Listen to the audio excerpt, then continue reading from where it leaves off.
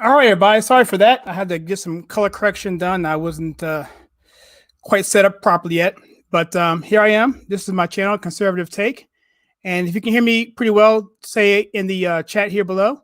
And what we're going to do tonight is we're going to watch the live stream of the town hall that Fox News is putting up. President Trump's going to do a roundtable. People are taking questions and submitting them in. Even I submitted one in.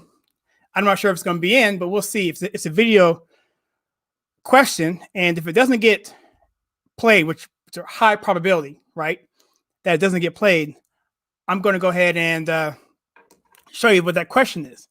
So how's everybody? Warren, how you doing? Ann, how are you doing? And so right now I've got my live stream on my laptop right here. I was going to put the feed on the channel itself, but I was worried if I do that, I might get a copyright strike. But we'll see what we do. I'll see if I get the stream up on the actual feed here to my right there. And if I can do that, then we can watch it. I may put it on mute and then maybe hit the audio from my other laptop right here. But we'll see how that's going. So anyway, welcome to the Conservative Take. I'm sorry for the lack of videos that I put out recently. It's been about a month since I put a video out. But trust me, I've not been sitting idly by.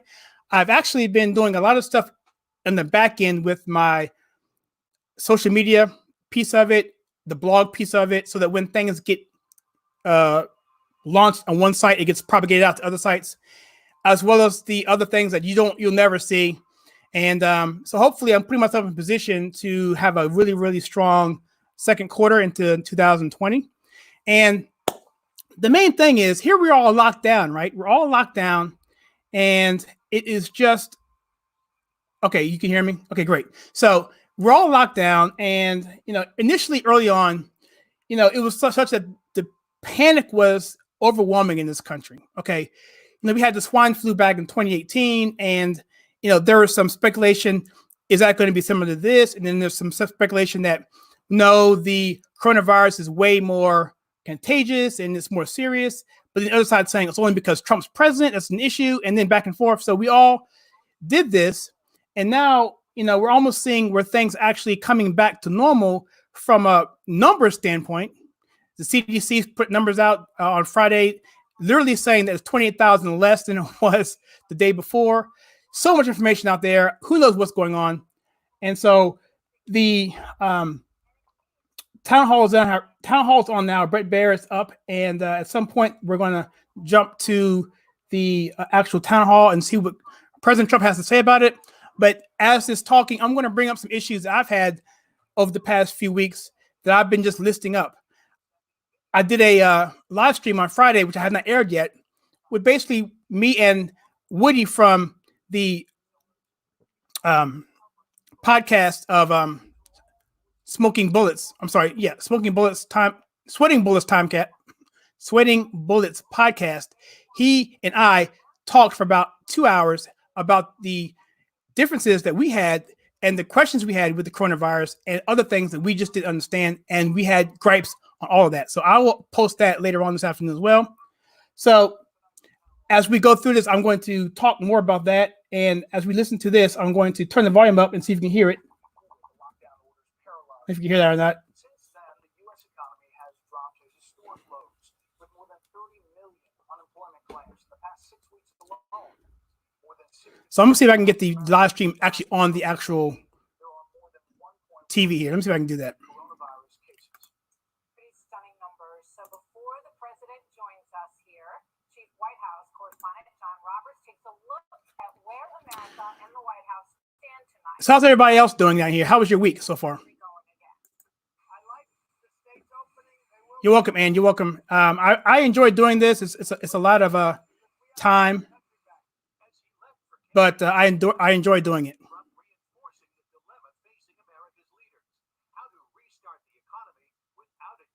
I'm gonna put this post up here by American Therapy. Hillary is free and the American people are locked down. Ironic, isn't it? Yeah, that's pretty good. That's pretty good. Warren H. asks, has it started yet?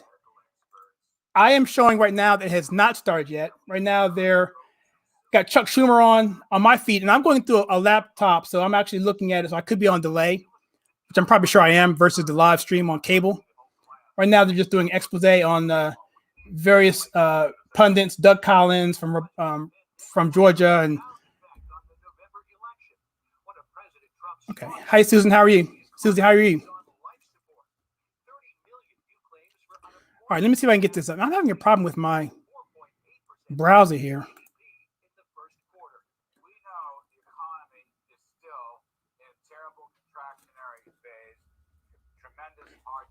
Can you hear the feed from the laptop? At every opportunity, President Trump articulates a bullish outlook on an economic rebound. The fourth quarter is going to be, I really believe it's going to be terrific. And I think yeah, Warren, I don't do these very often. The last one I did, I think, was the well, it wasn't the last one. One I did, well, was the most one that most people came on and saw, was probably the one with the State of the Union address, where basically I raised the question saying, hey, is the Congressional Black Caucus going to actually stand? Or are they going to applaud?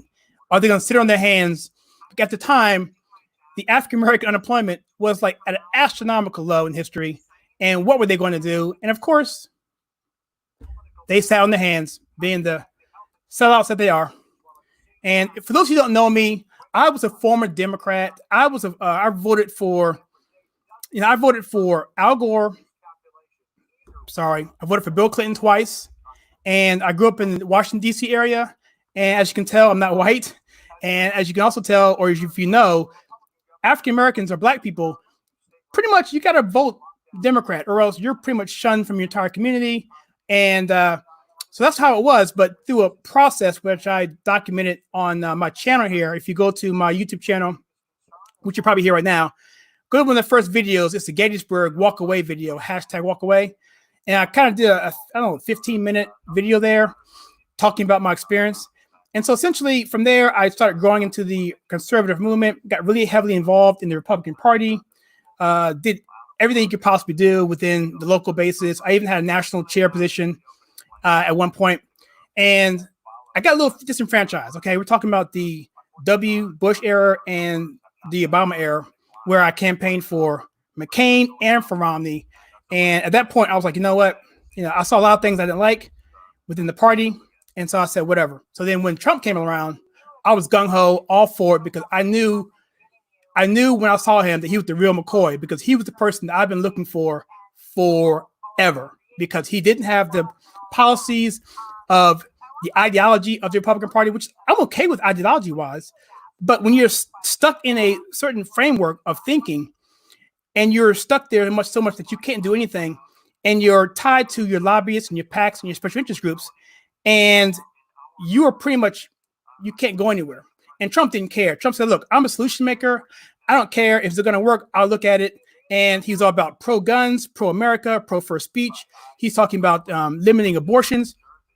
Dude, I'm all over it. So that's where I'm at. And I've just become more and more a fan of President Trump. I saw 3 of his rallies, 2 prior to him getting elected, and 1 this past one here in North Carolina. I'm all about it, guys. So that's where I'm at. Yes, Gettysburg is awesome. And I actually give tours at Gettysburg. I give free tours when I can. I'll be going up to this week, I think, hopefully, to do some filmings for some other things I do. It's a hobbyist kind of thing. But I enjoy doing that. And so, yeah, that's where I am. So they're still talking now. So until they can get this up and running with the president, I'm going to go and see if I can get this thing going. But for some reason, this browser I have is not letting me get into Fox News, which is probably a conspiracy. I'm just kidding. I'm totally kidding. Let me see.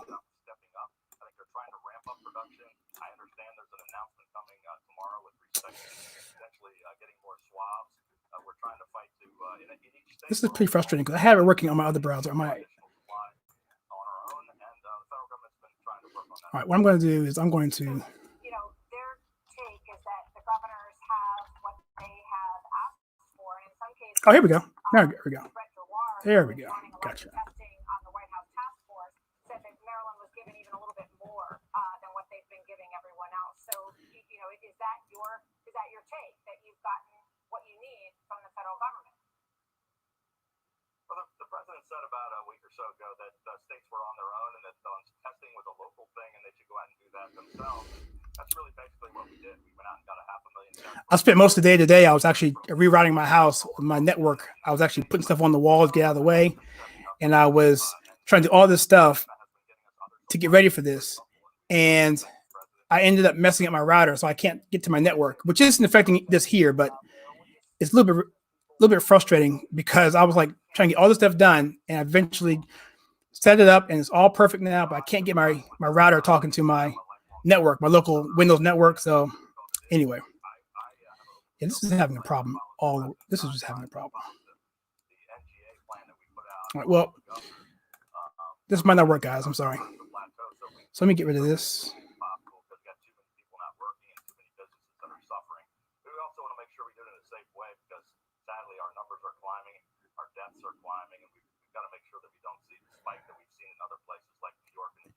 Okay, I'll see you later, Ann. Thank you for coming on. Governor Hogan, thank you very much for being with us tonight. Good to see you, sir. So when we come back, Warren, do you know if it was a video question? Do you know if it was a? Yeah, no, my laptop's very weak. I may get my microphone.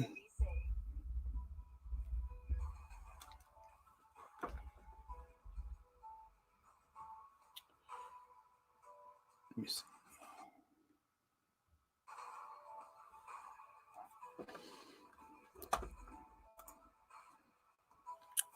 All right.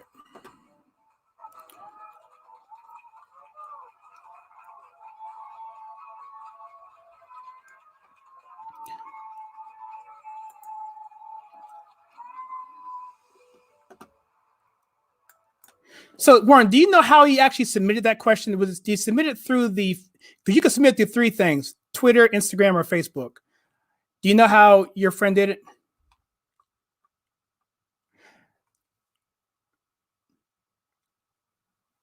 Yeah, Suzanne, work on that problem. I'm going to have to figure something out there. I may get on my phone, and that may be better.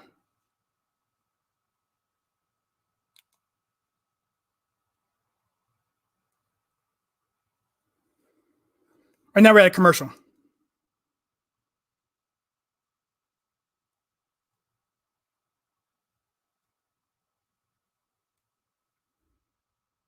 Okay, that's fine.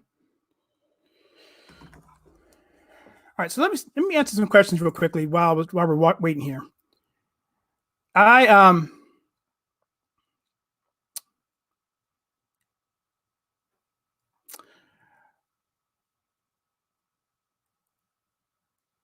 Wow. Okay, so this is off subject, but I just saw a post here. Let's see what the date on this is. This may be old though. So where African Americans were, or blacks were at 34%. I think this is old though. Yeah, that's very old. So sometimes people post stuff that's old on Facebook, but the African American, I keep saying African American, I'm sorry, the black vote is going to be a lot higher than I think in 2016. Then he got, I believe, 8%. I'm suspecting he'll get somewhere around 15%, maybe higher, but anything over 10% is going to be gold. And I think if he has, anyone like Hillary Clinton as his running mate, which I don't think he'll do, then I think it's just going to be even worse for him. Because, and we have people like P. Diddy, Puff Daddy, whatever. He said, you know what, we're not going to be giving away our votes for free this year, talking about blacks, and how he's telling black people don't vote for Joe Biden. And you have other people that are coming out. You have the congressman, I think Jeffries from, I think it was Georgia.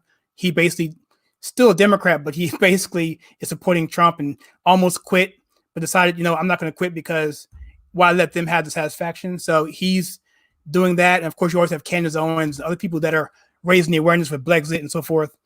And I have a series of videos, walk-away videos that are there from last year. And recently I have something that I did with a Brexit speaker. His name is Kingface. He's a former Crip or former Blood gang member, but now he's a conservative. He speaks everywhere. He met the president at the White House, and we speak on the phone. And I did a series where he debates people, and I break those debates down and kind of enlighten people to see how liberals try to take the positions that they think they know and put them out there, and then try to do it in such ways that we feel that we're intimidated by it. So these debates are all about taking away the emotion and giving facts and showing you when and how liberals, particularly in this case, this series, blacks, try to manipulate and try to, you check it out, but it goes to all that. And the point of it is to help people to engage and not be intimidated when they come against liberals who think they may know more. But all we have to do pretty much is sit in our box, say the facts, and we're going to be okay. And so, yeah, that's my kind of okay, we're on here. So President Trump is speaking now. I'll try and relate until I get my thing up. So they're actually on the White House. I'm sorry, the Lincoln Memorial. They're sitting in front of the Lincoln chair inside the rotunda there. Pretty nice setup. There are many Americans also who are angry about the reopenings. They're fearful, as many of these states are on the rise. There's 66,000 deaths, more than that now. As president, what do you say to the people who are scared to go back to work on one side? And what do you say to the people who are really angry about these lingering closures? Well, I think you can satisfy both. If you're scared, you're going to stay back a little bit and you're going to watch it. I'm working on Eminem. We have a pretty good roadmap right now. Anybody over 60, you could say 65 that looks like it's 60. You have to protect those people, and we have to watch it, and maybe they stay back longer. But no, I think you can really have it both ways. I think a lot of people want to go back. They just want to go back. You see it every day. You see demonstrations all over the country, and those are meaningful demonstrations. It's big stuff. But you also have some people that are very scared. Probably everybody's scared when you get right down to it. It's a terrible thing that happened to our country. It came from China. It should have been stopped. It could have been stopped on the spot. They chose not to do it, or something happened. Either there was incompetence, or they didn't do it for some reason. And we're going to have to find. So the question is, what do you say to people scared to reopen or angry about lingering closures? Scared about being locked in a room and losing their job and not having any income, and for the first time. These are workers. These are people that want to get back and work and make a living, and they're afraid their job's not going to be there. And at a certain point, if you keep it going too long, that's going to happen. So I understand that very well. On that note, let's hear from our first video questioner. This is Shayna Cruz from Coleman, Alabama. Mr. President, my name is Shayna Cruz, and I'm a single mother from Alabama. I lived paycheck to paycheck before the virus, but then I lost my job in March. I haven't received a stimulus payment or anything from unemployment. I'm behind on every bill, about to be evicted from my home, and I've had to rely on donations in order to feed my children. I feel frustrated and I feel scared not knowing where to turn or what to do. What advice do you have for me in my situation? Is there more help coming? Number one, there's more help coming. We have really no choice because incredible people like this are, it's not your fault. I mean, just remember that it's not your fault. And there's more help coming. That has to be. And we want to get it to a point when we open, we're not going to lose businesses. And therefore, more importantly, frankly, we're not going to lose the jobs that run the businesses. So a case like that is an exact, it's really, that's the reason why we have to do more. And we're going to do more. And everybody wants to do more. It's actually, on that aspect of it, it's very bipartisan. The answer is yes, we're going to do more, and you're going to have your job. You're going to get another job, or you're going to get a better job. You get a job where you make more money, frankly. And I think that's going to happen. I think we're going to have an incredible following year. So this question is, what advice do you have for frustrated and scared Americans? Is help coming? And Trump's basically saying, yes, help is coming. So that job that you have lost, it may have gone away, but we're going to get you a better job making more money.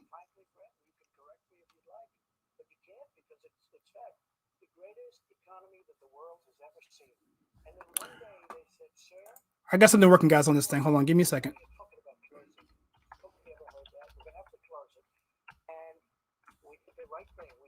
I think we saved millions of lives, but now we have to get it back open. We have to get it back open safely, but as quickly as possible. Let me ask you about that, because you've talked about that moment quite a bit with just this roaring economy and advisors saying to you, we've got to shut it down at this point.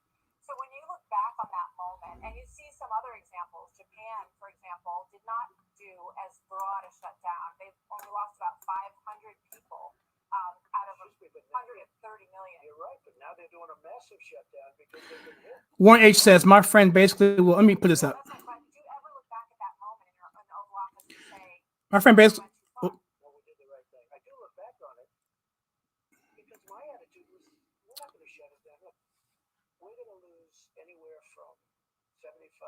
80 to 100,000 people. That's a horrible thing. We should lose one person over this. This should have been stopped in China. It should have been stopped.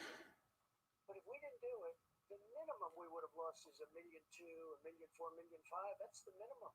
We would have lost probably higher than, it's possible, higher than 2.2. You know the way you have to look at that? I've never seen death like this. I've never personally experienced anything like it. And they talk about the flu and all of that.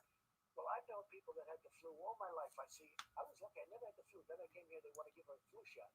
And I say, I don't want a flu shot. But they have to get it. Yeah, American Therapy. I saw something about that that COVID coup, where basically it's like a, you know, I have to pull that tweet up though, but it was pretty powerful. Basically, we're like in step 3 of like, you know, of like taking over this country, and how with hospitals in particular, how, you know, people don't want to go to hospital because they're scared. If they have a sprained ankle, I'm not gonna go to hospital. And you have people, pediatricians aren't being seen. You have elective surgeries aren't being done. And now you have hospitals laying people off. And, you know, people in the hospital aren't even sick, you know, and it's like when you think, and so what you're happening is, of course, the hospitals have a problem, and who are they going to look to bail them out? The government. So then basically we're talking about socialized medicine by force instead of by legislation. So that's someone that brought up to me as a, and this is really making me really, this is really not working. All right. I think everyone's on Fox News, and that's why you can't get on it, because everyone's trying to get on it, streaming it. Let me try that through YouTube. We did the right thing, and I really believe we could have saved 1.5 million lives. And by the way, just to know what that means, we've seen death like Elmhurst Hospital in Queens, right where I grew up, right near where I grew up. Know the building very well, know the hospital. They had body bags lined up in hallways. They had body bags sitting out on sidewalks. We've never seen that in this country. You saw the mass grave. It's called Hart's Island. They built a mass grave. I've never seen anything like that. When you look at that and that's with, let's say it's 100,000 or 90 or 95. Now multiply it of that. The question is it possible the shutdown went too far? And President Trump's basically saying that China was the one that let it get out, and that we had to take action. If we didn't, we'd have a lot more lives than just 60,000. That's the scary part for business owners who are getting ready to open up. Our next question comes from here in DC, and it's a topic we received a lot of questions about. That is testing and what people have to do. Tiffany Spade. Hi, my name is Sarah Poland. I'm the owner of Supergirl based in Washington, D.C. And I'd like to know what kind of federal protocols are going to be in place regarding testing to ensure that my potential customers and staff feel safe when people are leaving their homes. For example, if someone comes from another state that doesn't have the same testing standards as another, they both come to my establishment, how are we all going to feel safe? Thank you very much. Look, it depends on where you're coming from. New York is a very much different place than Montana or many other states, really, where it's not, You know, I really think that President Trump is the only person between us and tyranny. I really feel that. And I would never have said that, you know, that's like a tenfold kind of statement. But what we've seen in the past 3 years is just mind blowing. I come from an era where Walter Cronkite, Wallace, 60 Minutes, you know, Dan Rather, not that they were all conservative people, but they were at least fair. They were at least fair, and they didn't take any crap when it came to bad journalism, right? And so back then, you know, they at least would give you both sides of it and give you the opportunity to determine what was right and what wasn't right, or what was true, what wasn't true. Now it's just a total onslaught of the leftist media trying to tell us what to think. And once we think that, they will block it if we're putting it in any level of exposure. All of a sudden, that's going to become banned, shadow banned, even copyright stricken. You know, I guess I feel pretty good about putting a Fox News display up here, because I feel Fox News probably wouldn't give me a copyright strike, but who knows? You know, and if that happens, of course, your channel can get banned and flagged for gone forever if you get 3 of them. And so, you know, I'm kind of leery about doing that, but I'm trying to get it up. But I'm afraid if I do it, it's going to be even slow. So I would recommend that when I do get it up, the audio should be fine, but then just use the audio or the video from your TV or whatever, because it's going to be a little bit shaky, I believe, if we actually to get the streaming. Let me see if I can get it here. I've been trying for the past 10 minutes. Well, I can well, it's too soon to say that really, I guess, because we're still in the middle of something. But certainly, we would have lost a lot more people, Brad, if we would have done, as an example, you call it herd. If we would have done herd, in other words, everything's wonderful. Let's just keep going along for a minute. We would have lost 2.5 million people, I think, or 1.5 million or 2 million people. No, I think we've done it. I think the American people have done a good job. This is a tragic situation. Everybody knows somebody that's been affected. That's a very rare thing. But everybody knows. Some states have done a better job than others. I mean, that's the way it is. But in some states, you can do a lot less than in other states. In New York, I think you're going to have to go around with masks for a while. You're going to have to do separation. You're distancing. You're going to have to. What's the X22 report? I'm not familiar with that. Is that a YouTube channel or is that a blog? I got to know the governors, and with a few exceptions, to be honest, because they're just political machines. And anything you say, it's always going to be like, what's good politically? Because we shouldn't be in that position. I will say that they really have done a lot of them great. So the question is, Jared Kushner calls federal response a great success story. Do you agree? You look at the testing. We tested now 6.5 million people. I know I'm biased, but I would say the federal response is very good, actually.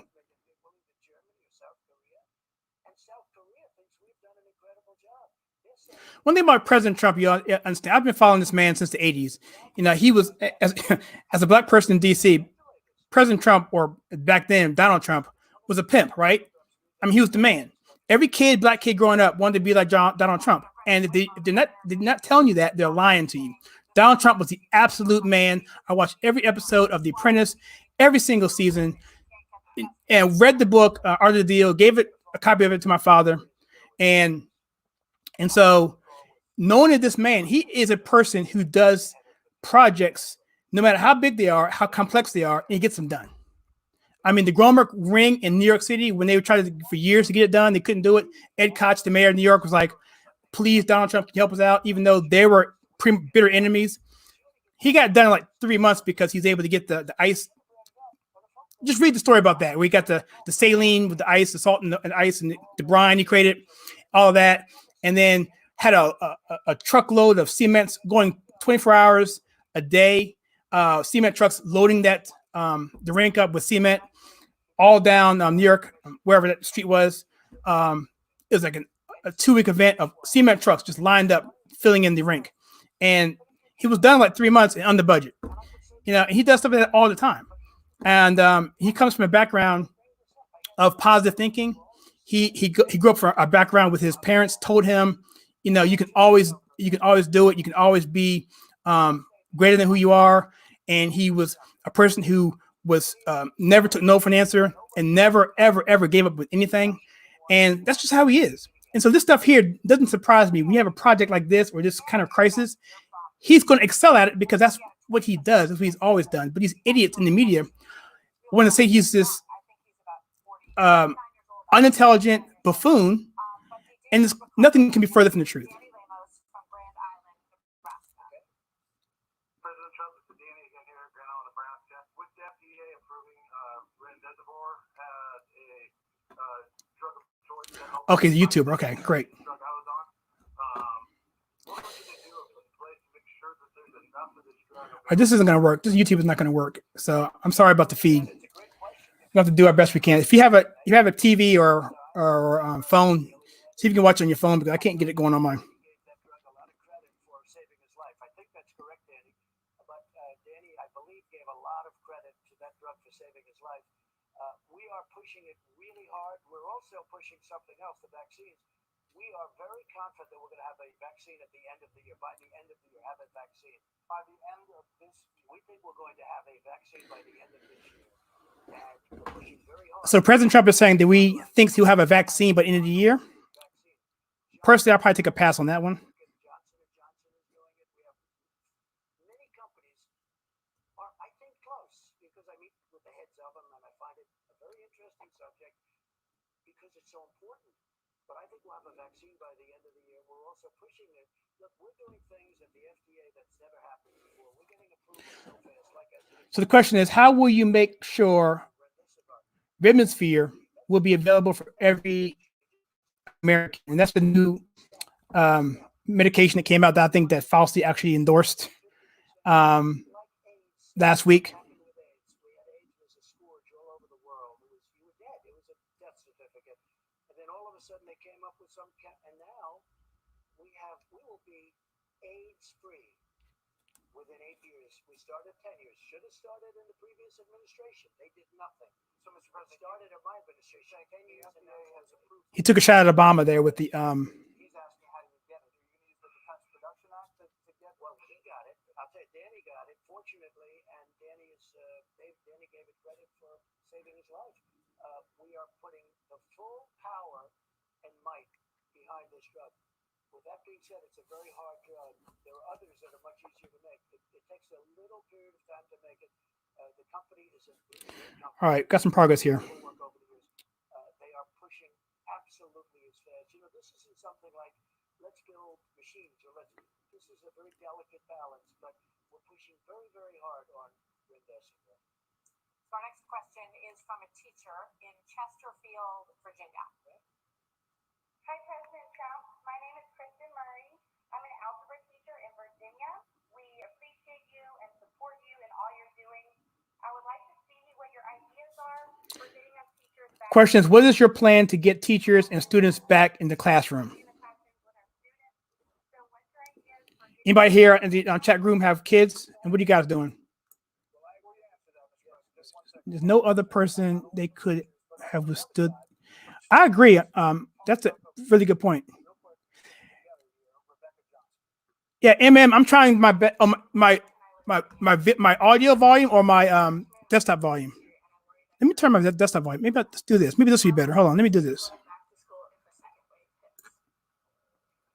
So when you go back and we have one problem that is a big Can you hear the TV now a little bit better? 65 years old, the teachers, because I think that Kristen or Rebecca are going to be in great shape, and they may wear a mask for a while, and they may be separated further than what they're used to. My mic's all the way up now. In great shape, but we have to get our schools back. This virtual teaching is wonderful. Yeah, they're streaming for free, Tim. I'm pulling it up on my phone. The problem is that the streaming is like it's not coming up because for whatever reason, I think their bandwidth may be extended. It's nothing like having a meeting. I still think you're never going to replace that. No, they're going to go back. We have to have our students go back to school. My biggest thing, because I really feel the students are in great shape, they're going to be all of the things we have to do. Come on. All of the things. But I do worry about This Fox app teachers is of a horrible. certain age. Rebecca's young, and she's going to be fine. Students are going to be fine. But I really think that, you know, if you take a look, Kristen is going to be fine. But if you have a teacher that's 65 or 70 years old and has diabetes, that one, I think they're going to have to sit it out for a little while. So Mr. President, Unless they come up overall, with the vaccine sooner. are you going to urge the nation's universities and schools to go back in September? I am. I want them to go back. This is a total. Yeah, I don't want to do this forever. Yeah, I have the cable company. I have all that information. I have all that cable company. It's just a situation where if I try and get on my phone now, it tells me I get an error now. If I try and log in to I get Adobe Pass app error. What is that? I mean, that's entitlement authorization adobe.com error. Whatever it is, I would say, with the exception of teachers at a certain age that maybe they should wait Try. until this thing passes. It will pass. You know, it's going to pass. And a lot of people say we have Okay. to do the vaccine. All right. Okay. Here we go. We have to do therapeutics. This is I'm all not right. right now. I think we got it now. Therapeutics that make people better. That's where Remdesivir is really good. You did talk a lot about hydroxychloroquine for a while, and there were some studies that came out that questioned the cardiac time, but you One stopped study, talking about it. one study. All right. Finally. Okay. Here we go. It's very good too. And I'll tell you what, I've had 3 calls in the last 4 days, from people that took it, and they're giving it credit for saving their lives. And other states, other countries are using it. They're bragging about it. You look at their numbers. here's what we've been reduced to in this country. The Democrats, the radical left, whatever you would rather I'm close. people, I'm going to be very nice. I'm not going to say die. I'm going to say would rather see people not get well because they think I'm going to get credit if, hydroxychloroquine works. Isn't it crazy how the Democrats don't want any solutions at all? By the way, everyone said I own the company. I have nothing to do with hydroxychloroquine. Other than if it worked, it would be great. It would be so good for a name because it would save people. But we've had some very good. You look at there are certain countries that swear by it. They have a much lower number. Other countries are don't put your real chips on the vaccine fast. This is really, really. Now, the doctors would say, well, you shouldn't say that. I'll say what I think. I met with the heads of the big companies. These are great companies. These are great companies. Yeah, I think we're going to have a vaccine much sooner rather than later. I think it will be. I think that will be done. I would rather have, frankly, therapeutic, meaning something to make people better, if not a cure, at least a therapeutic. And, look, we started the other day with Gilead. I really think so, but we're going to have other things. And it could be that hydroxy is going to be, we don't lose anything with hydroxy. It's been out there, Brett. It's been out there for so many years. Then they start doing the false reports. It's been used for numerous things for many years. People aren't dying from it. But obviously doctors are involved there, and they don't want to see a good result, and that's let me ask. There are some questions that deal with looking back. Leslie is one of them. Leslie Caulfield from New Jersey has our next question for the days. President Trump, it's been widely reported that the threat of the coronavirus was included in your daily intelligence briefings for weeks prior to the first confirmed case in the U.S. Can you please explain to us why you did not act sooner to prepare this country for this pandemic? Okay, I love the question, actually, because what I did is way early, I closed our country to China. Nancy Pelosi was a month later saying it's going to pass. Everybody, even Tony Fauci was saying it's going to pass, not going to be a big deal. Schumer was talking about all sorts of things. This is long after I closed the country. They called me a racist. They said xenophobic. Biden said he was xenophobic. Biden has now written a letter of apology because I did the right thing. I saved hundreds of thousands of lives. Okay. She's asking me the question about intelligence. I have the head of the intelligence agencies here today. And here's the exact thing. And we have it. It's going to be released tomorrow or the next day. But I released it today. On January 23rd, I was told that there could be a virus coming in, but it was of no real import. In other words, it wasn't, we got to do something, we got to do something. It was a brief conversation, and it was only on January 23rd. Thank you. Shortly thereafter, I closed down the country to China. And we had 21 people in the room. I was the only one that wanted to close it down. Very good people in the room, very well-meaning. But take a look. On, I think it was February 26th, Nancy Pelosi's Let's Dance in the Streets of Chinatown to show that it's not going to hurt us. In other words, I'm not blaming her for it, but nobody thought this was going to happen. But on January, it's such an important question to me because they think that months earlier we were told about this and we should have done something about it. China didn't even know for a period of time. It got out. China should have stopped it. But China, they didn't know, and they wouldn't let us in. We wanted to go into China. They didn't want us to go in because they didn't want to have us see it. Maybe they were worried about competence. Maybe they were worried about something else. But the question is good, and here's the final answer. The intelligence agencies told me on the 23rd, shortly thereafter, I closed down the country, but I didn't do it because of what they said, because they said it very matter-of-factly. It was not a big deal. And the intelligence agencies, which are now, because before they weren't, which are now very competently run with some great people and some great people coming, the intelligence agencies will tell you that tomorrow. So when you did stop traveling from China, about 40,000 people came back to this country. The feed's behind. I'm sorry, just missed my phone. You said they were tested. Who tested them? And where? They were tested. Well, the different states. They were tested. They were quarantined when they were sick, and they came back. I spoke with Ron DeSantis 2 days ago. He called me. He said, the 40,000 people that came back, the ones that went to Florida, he said, we put them through the grill. We had people quarantined. We had people tested.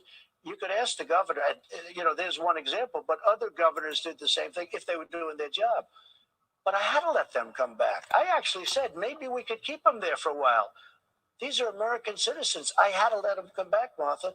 So he had 40,000 people. Now, when the Democrats said it, he said he closed the border, but he let 40,000. They don't say they were American citizens. I did the right thing. But when they came back, they were tested. Some were tested probably not as good as they could have been. I can tell you, Florida tested the people very, very well. And look how low the numbers are in Florida. They've done a great job. When we come back, thank you, Mr. President, more of your questions, specifically from small business owners, many of whom say despite the historic effort by the government to help, they feel like they've fallen through the cracks. Some of them, you'll hear from them next.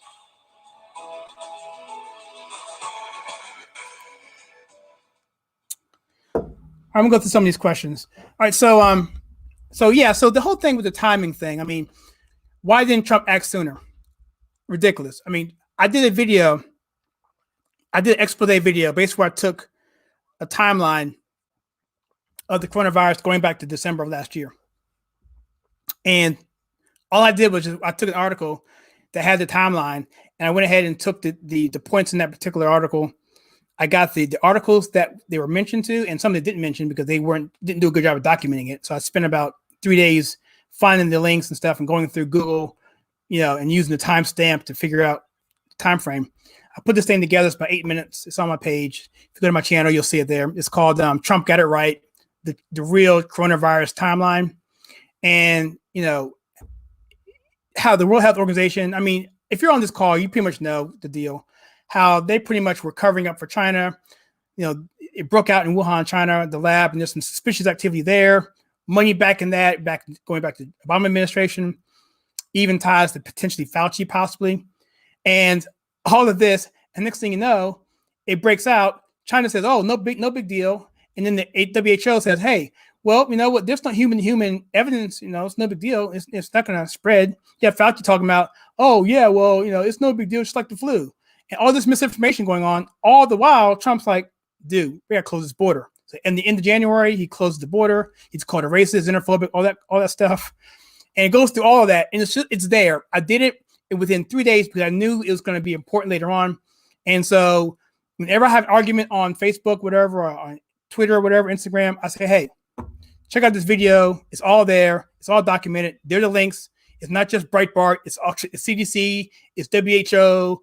It's all your, it's, Forbes, and you cannot spin a timeline. You just can't. The internet never dies. You go back, you see it. It's there. It's irrefutable. So that's why I love it. So, and the problem is the left knows that, so they don't care. They just keep pushing forth the mantra of, Trump lied, people died, and they do their best to cater to their people who, frankly, I wouldn't say they're the sharpest knife in the drawer. Personally, that's my opinion. But I have to feel that way because of what I'm seeing. It's either they're intentionally ignorant, or they are just so blind, full of hate for the president that they just can't see straight and think for themselves rationally. One of the two, either or. The Democrats know it and they cater to that, and then that's how they get their base. But the problem is, as we've seen in the past week, a Gallup poll came out, and even an Emerson poll last week, just in the last 3 days, which basically has independents killing it with Trump. I mean, whereas you see independents saying, you know what, we may not like how he's handled the economy. I'm sorry, how he's handled the coronavirus, but we're still going to vote for him, and we're still expecting him to win. And I think on Friday, the Gallup poll said that he's at a 49% approval rating. Independents are all in the tank for him. He's got 93% Republican rating to an 8% Democrat rating, which is like totally, 93% of Republicans support the president. That's incredible. And you have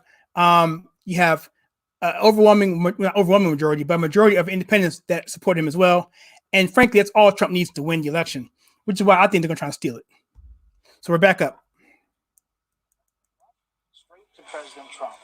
Mr. President, carved on the wall behind me is Abraham Lincoln's second inaugural address. And a quote, "With malice toward none, with charity for all, let us bind up the nation's wounds." Words, meant to heal a nation devastated by civil war. We obviously live in a divided time as well. You know that well. Your choice, even, of this hallowed place for this virtual town hall is creating controversy, criticism. What do you say to people who say this is not the right venue for this? You know, I didn't know that it was creating criticism, and I did say this would be nice, but I thought it was your choice, not ours. And I had not heard.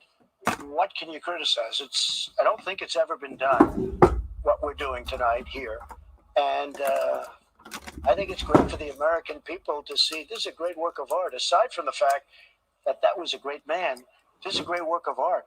It's one of the greatest sculptures, one of the greatest statues, to me, anywhere in the world. And you can go to Italy, you can go anywhere. That's, to me, one of the greats. And I didn't know there was controversy. Why is there controversy? Some from Capitol Hill sent a letter that it's not the right place, not the right site. But as far as bringing America together, do you think you're doing that? I think we're winning very big, and then we had a horrible thing happen. We're winning bigger than we've ever won before, Brett. And I think that winning ultimately is going to bring this country together. I'm shocked that during a crisis it would be so partisan. You know, when you see all these committees, 7 or 8 committees we haven't even started, and they have all these committees looking for trouble, just looking for trouble. Every enemy I have is put on a Democrat committee. And I was surprised. You know, they did the impeachment hoax. It was a total hoax over a phone call that was a perfect call. And we had tremendous, when you look at the House, I think it was 196 to nothing to Republicans. So there was great unity. In the Senate, the same thing. With all of that unity we have, in one sense, we have great unity. In another sense, I think they're going to come along. I mean, you know, I certainly hope so. But the main thing I have to do is bring our country back, and I want to get it back to where it was, or maybe beyond where it was. You know, we have that's good. Stimulus, all the money we've been talking about so far tonight. I think next year is going to be a phenomenal economic year. We can never forget all the people that have died. The souls that have been lost in this horrible thing that shouldn't have happened.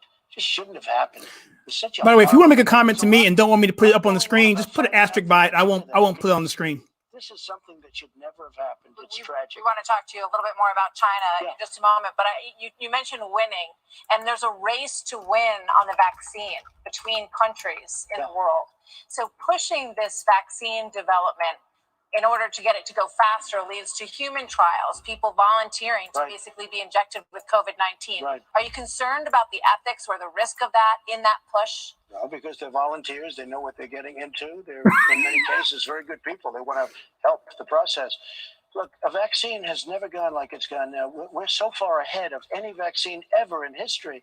You know, these things would take 2, 4, 5. Quick poll. Anybody on here, yay or nay? Would you take the vaccine or within the first? I think we're going to have a vaccine. Would you take the vaccine as it came out? I'll put it that way. I'm going to really say something that is not like me, and it's not like the two of you. I know you, and it's not like you.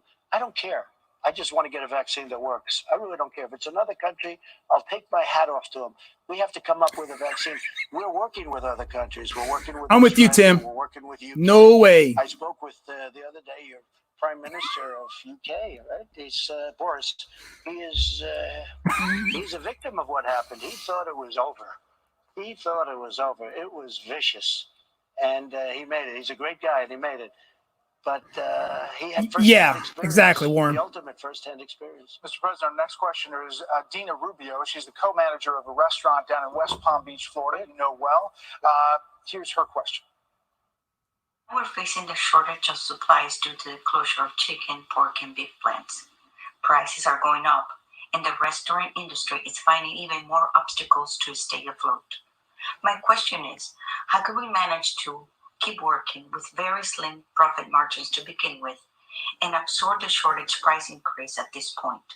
And even when we do open our dining rooms, we will be having limited seating. That's funny, MM. Right. Funny. So the restaurant business is a tough business to start off with, not an easy business. We're doing a number of things. Number one, the supply chain is going to be in great shape. I did the Defense Production Act. We did things. The problem with the supply chain is you have people that have gotten sick with the COVID-19. You've had the people and they've gotten sick. They're getting better, and they're all getting better, and you can't make them work. I don't want them to work, frankly, if they're not feeling right. But we did something the other day, which you read about, which was a great shock to the system in a positive way. We have tremendous supply. We have tremendous demand. We have to get it from supply to the people, to the restaurants. And we're doing that really very well. 2 days ago, I signed this. It's coming along really good.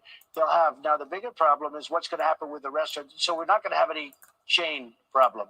The bigger problem is what are you going to do with a restaurant, which was, you know, a nice little business, but all of a sudden they have half the number of seats. If You guys are smart. Eventually, we're going to have all those seats back. You're going to have all those seats. I want to sit next to people. I don't want to have all this spread out. Like even the way we're doing this interview tonight. Look how far away you are. Look how far away you are. You know, normally we'd be sitting together and would have a nice interview. Of course, in this particular location, this isn't so bad. But no, we have to get our life back. We have to get our country back. We have to get the world back. We want to have, if we have a stadium in Alabama that holds 110,000 people against LSU, I went there. We want to have 110,000. We don't want to. And ma'am, is that because of the beef shortage, or is that just because they were trying to gouge? Maybe it's going to be a vaccine, or maybe it's going to be that this virus will pass. It will go. Will it come back? It might. It could. Some people say yes, but it will pass. I want to go back to the meat processing plants because there's some controversy surrounding that. Danny Lamos, who you saw before, who had the remdesivir, said it helped him survive. His father worked in one of those in Nebraska in the meat plants.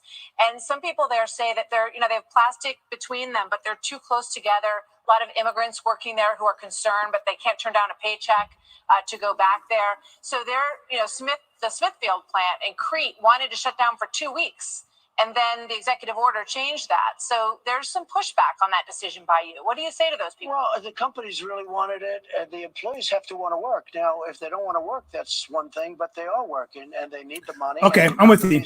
They're great companies. You know, these are. I'm sorry, I was behind on that. Thank you. In the world, in terms of delivery and in terms of all of the things they do to get it from literally the ranch or the farm into the hands of the consuming public.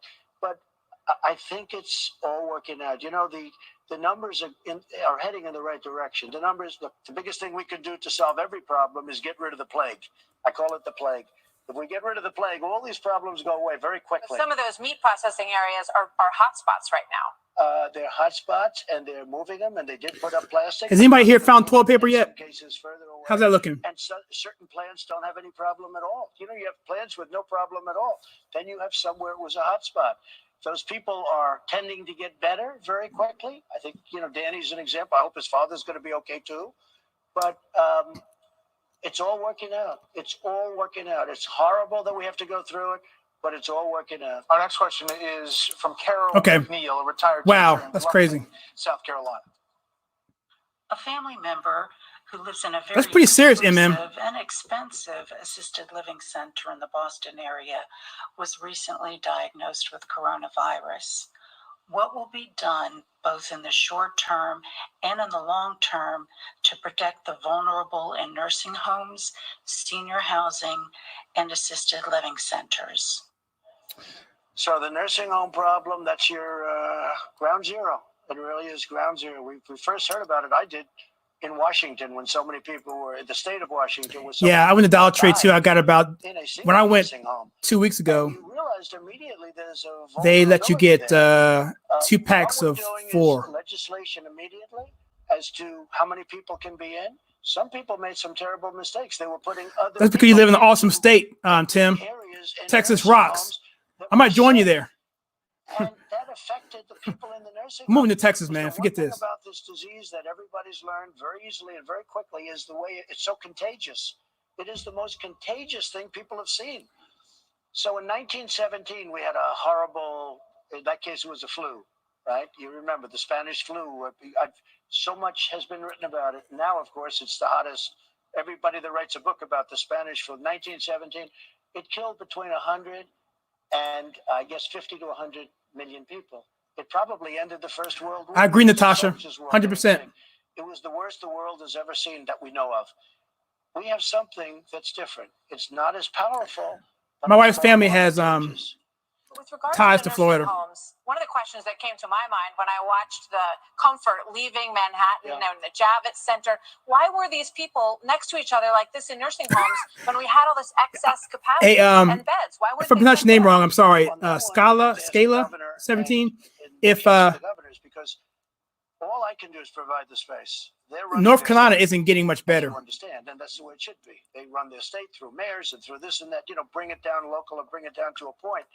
But we provided 2,900 beds in the convention center. On top of that, we brought in the Comfort. They did a phenomenal job.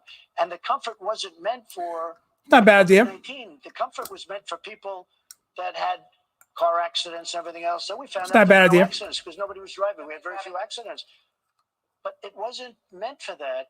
What we did is we converted it to that, but still they didn't use it much. And I think the numbers now are getting better. We just moved the Comfort. We're going to move it someplace else, probably perhaps for some other kind of problem. But we had the Comfort there. And we Do you mind me talking over the president, or do you want me to be quiet? Does it bother you me talking over him? 2,000 beds. And by the way, built in like 5 days by the Army Corps of Engineers. The Army Corps of Engineers have done one of the greatest jobs anyone's ever seen, including the fact that we happen to be building a wall on the southern border that's now up to 172 miles. Quickly, how concerned are you about hospitals that are not dealing with COVID-19 or primarily not, and they're letting people go? Yeah. My uncle passed away from coronavirus 2 weeks ago. But he had a lot of health problems, So it still was tragic and sad, but he probably wouldn't have lasted much longer, but it was the thing that kicked it over. You know what I mean? It's the kind of thing that kind of, they're waiting so long. That's not a good they're in thing, New York, by the waiting way. long. So it's such a, they have to get back. Okay, They thank have you. to let Thank these you. Hospitals, because the hospitals are legitimately, Okay, they're well, cool. making a lot of money, So, they're losing yeah, so, oxygen. They have to let those hospitals reopen and get back to elective surgery. And there are many hospitals right now that could be doing that. That's up to the governors. That's not up to me. Well, when we come back, thank you, Mr. President. More of your questions All right, for the President. Plus, we will be joined by Vice President Mike Pence and Treasury Secretary Stephen Mnuchin here at our. I'm talking about Mike Pence is awesome, man. He's like the yin with the yang, man. He's like the Zen versus like blunt force trauma with Trump. It's a perfect combination, those two. So just thinking, what's your thoughts of Mike Pence not wearing a mask? I mean, come on, guys. I mean, this is one of the most controversial things. I may alienate somebody in this room. I'm not trying to do that. I'm not trying to do controversy. But what are your thoughts on wearing masks? I mean, I've worn masks the last 2 times I went out. I have an N95 mask that I had for lawn care that I bought a few years ago that I hadn't used. So I was fortunate to have that. But you can't find them anymore. And I understand that N95 masks, and even 99 masks aren't 100%. But if you use them properly and you wash your hands, you don't do stupid things with them, that they can be pretty effective, even with this. But I think I'll see my position and let you guys talk about it if you want.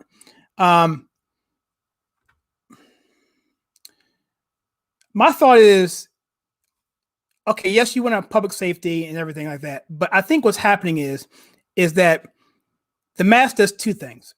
It points you out as someone who can be a target for controlling people. That makes any sense. But number 2, it is a thing where it can take your rights away from you. And, and to me, that is the bigger issue. Okay. And because I'm not getting the proper information that I think is reputable from the CDC, from the WHO, from wherever, I'm more inclined, less likely to even use a mask, because I'm afraid that if we all comply without pushback, then we're gonna have a situation where it's gonna go beyond the mask, right? It's gonna go into, if you don't have your papers, if you go to a store, are you vaccinated? And it's a slippery slope. And I think the mask is like a gateway to a bigger, more obscene type of human rights and civil rights violations. What are your thoughts on that?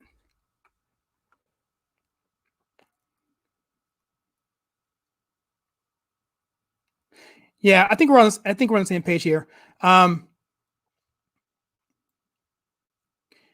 And so some of the stuff is wearing the mask is just so the person next to you doesn't freak out. And I'm like, my wife doesn't wear it. She's like, screw that, I'm not wearing it.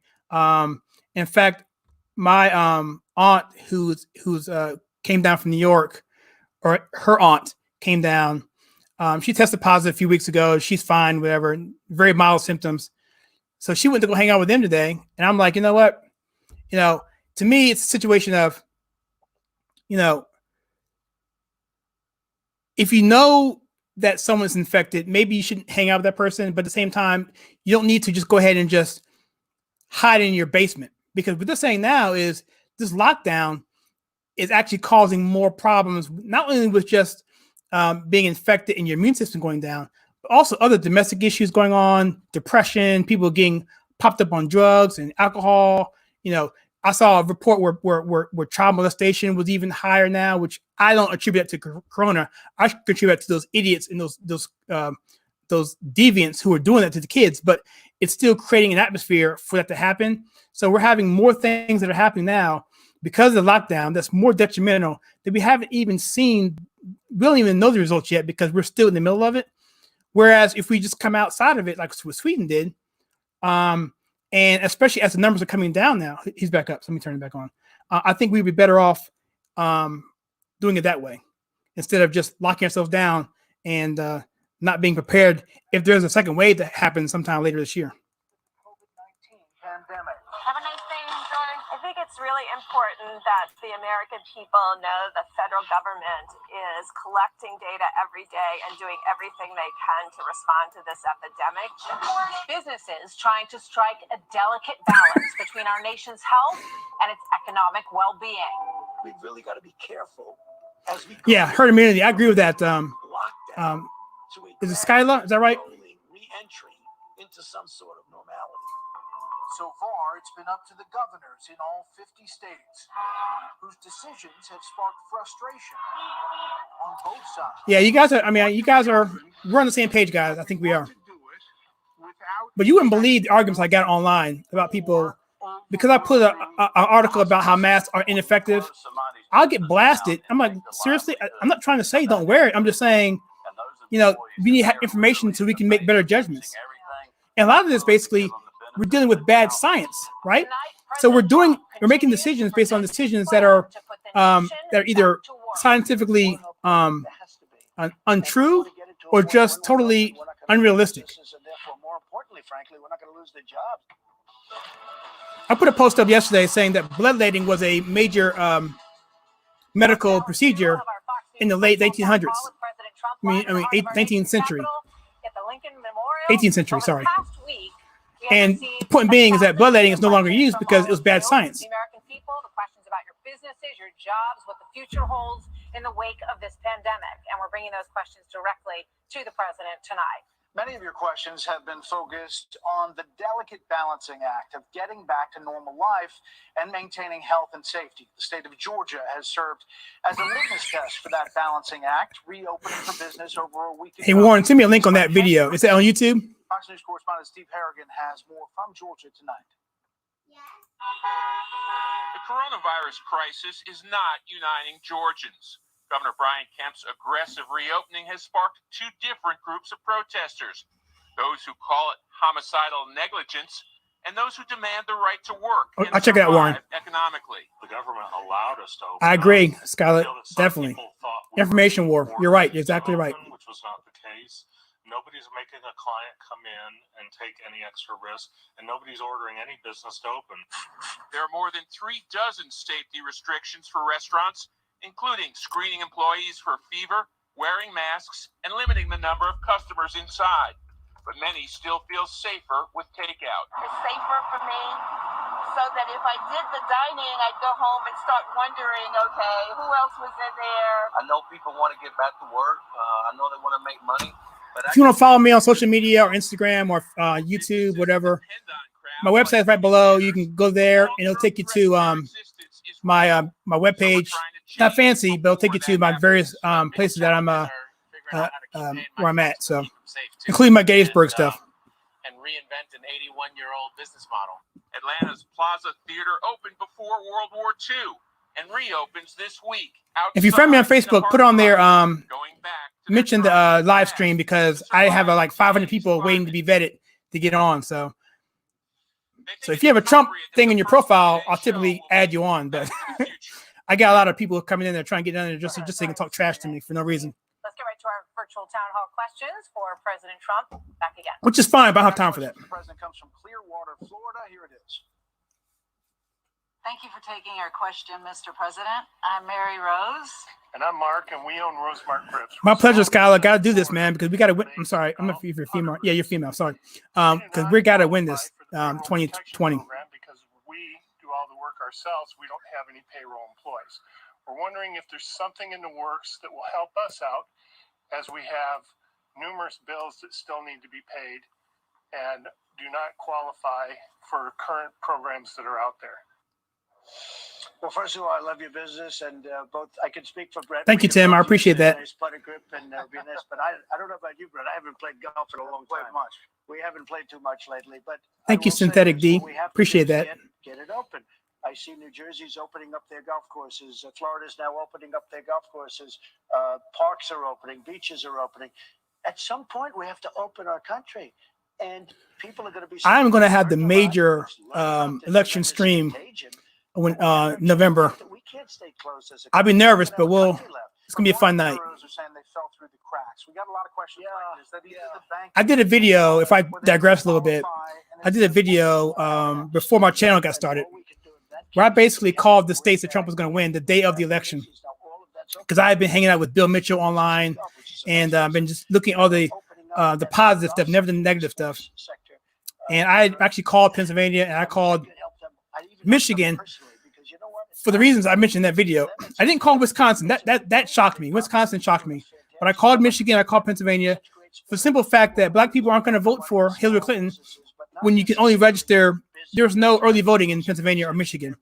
And so black folks aren't going to wake up in the middle of the morning, go to the poll in cold Pennsylvania and cold Michigan in the middle of November to vote for Hillary. That's how I knew he was going to win those two states. And that's all he needed to do to win. So I kind of bragged on that one for a while. Like, well, Kyle, you're amazing. Well, no, I know black people. And all he needed was one of those blue states to break that wall. He got 3 of them. Actually 4, including Iowa. Because of what we're doing and laying the seeds. You know, we're talking 30 million jobs that we've saved. 30 million jobs. That's unheard of. In addition, we saved the airlines. We saved others. You know, one thing happened on Friday. I was wrong about Nevada, though. I had him winning Nevada, actually. Great company. Then they had the problem. That was kind of weird. Different problem. And then they end up with this, where their sales are cut so badly because of. Thank you, Ken. Which is, by the way, also you guys are awesome. Europe, as you know, with so far no trolls tonight. No airplanes. They floated a bond issue. Skylar, that was an amazing night. I almost cried. Very successfully at a good rate on Friday. That's a big step. The markets are there. The markets are open. I believe it was $30 billion. So the markets are there. That's a big step. Has anybody been to a Trump rally here? What your thoughts? And they were able to borrow a lot of money, and it's going to be a great company again. But we've done that with the airlines. The airlines were having the best year they've ever had, ever in their history. Awesome, right? We had to turn off the airlines. We had to turn off everything. And I'm not going to get my Trump hat. If you don't mind me getting up and getting my Trump hat, I will do that. Let's go to Carolyn Perkins. She's a retired nurse and an elementary school guidance counselor. And here's her comment question. Ride or die, baby. Ride or die. Ride or die. That's what I'm talking about. Your great dedication to our country.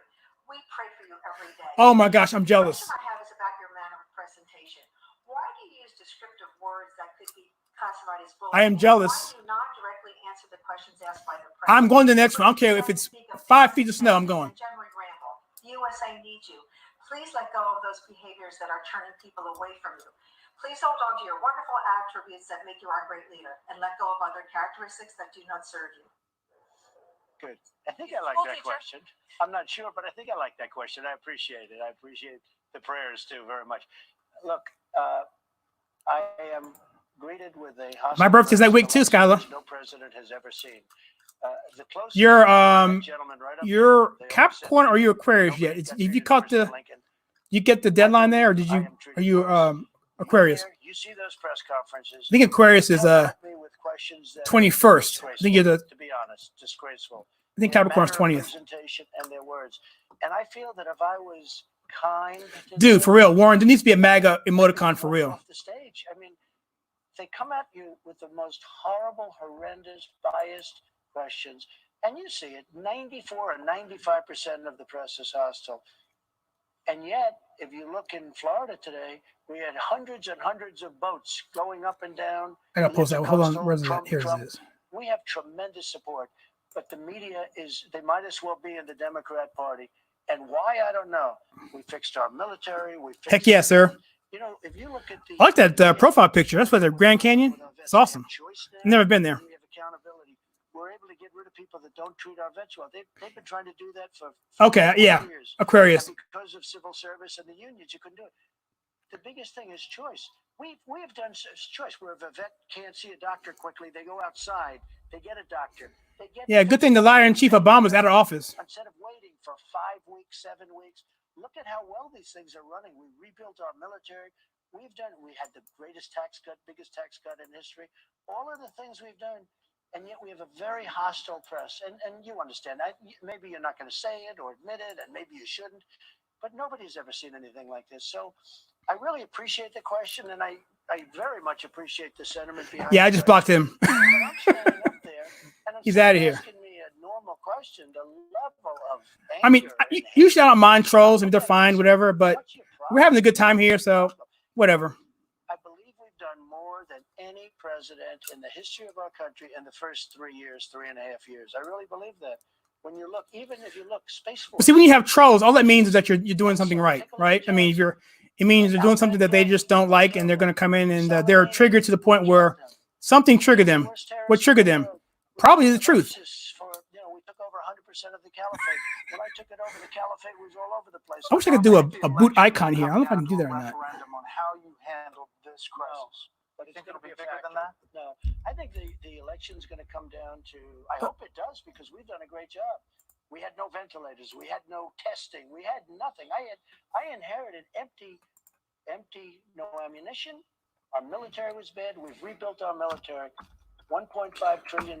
We have if you look at the list of what Trump has done over the past 3 years, it's astronomical. I mean, I tried to do a video on that, and it's almost impossible to do a current video because every day he's doing like 4 or 5 things. Like you do it. Takes you about a week to do an expose of any quality. After a week, you've already had to redo it because, he's already done like 5 things, 10 things. And a prior couple of days, speaking to heads of other countries that are desperate for there we go. Ventilators. And we now have so many ventilators. A month ago, that's all they were talking about was ventilators.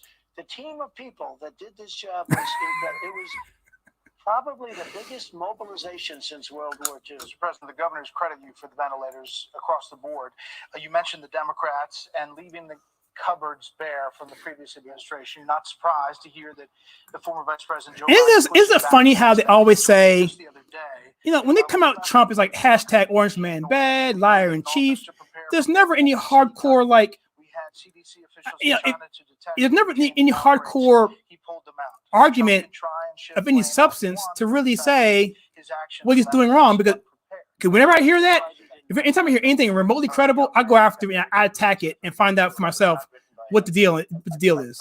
And 90% of the time, it's nothing. It's either a lie or it's out of context, or sometimes he does things that are whatever. But sometimes he does things because I think he says things just for effect, just to get the left to go crazy.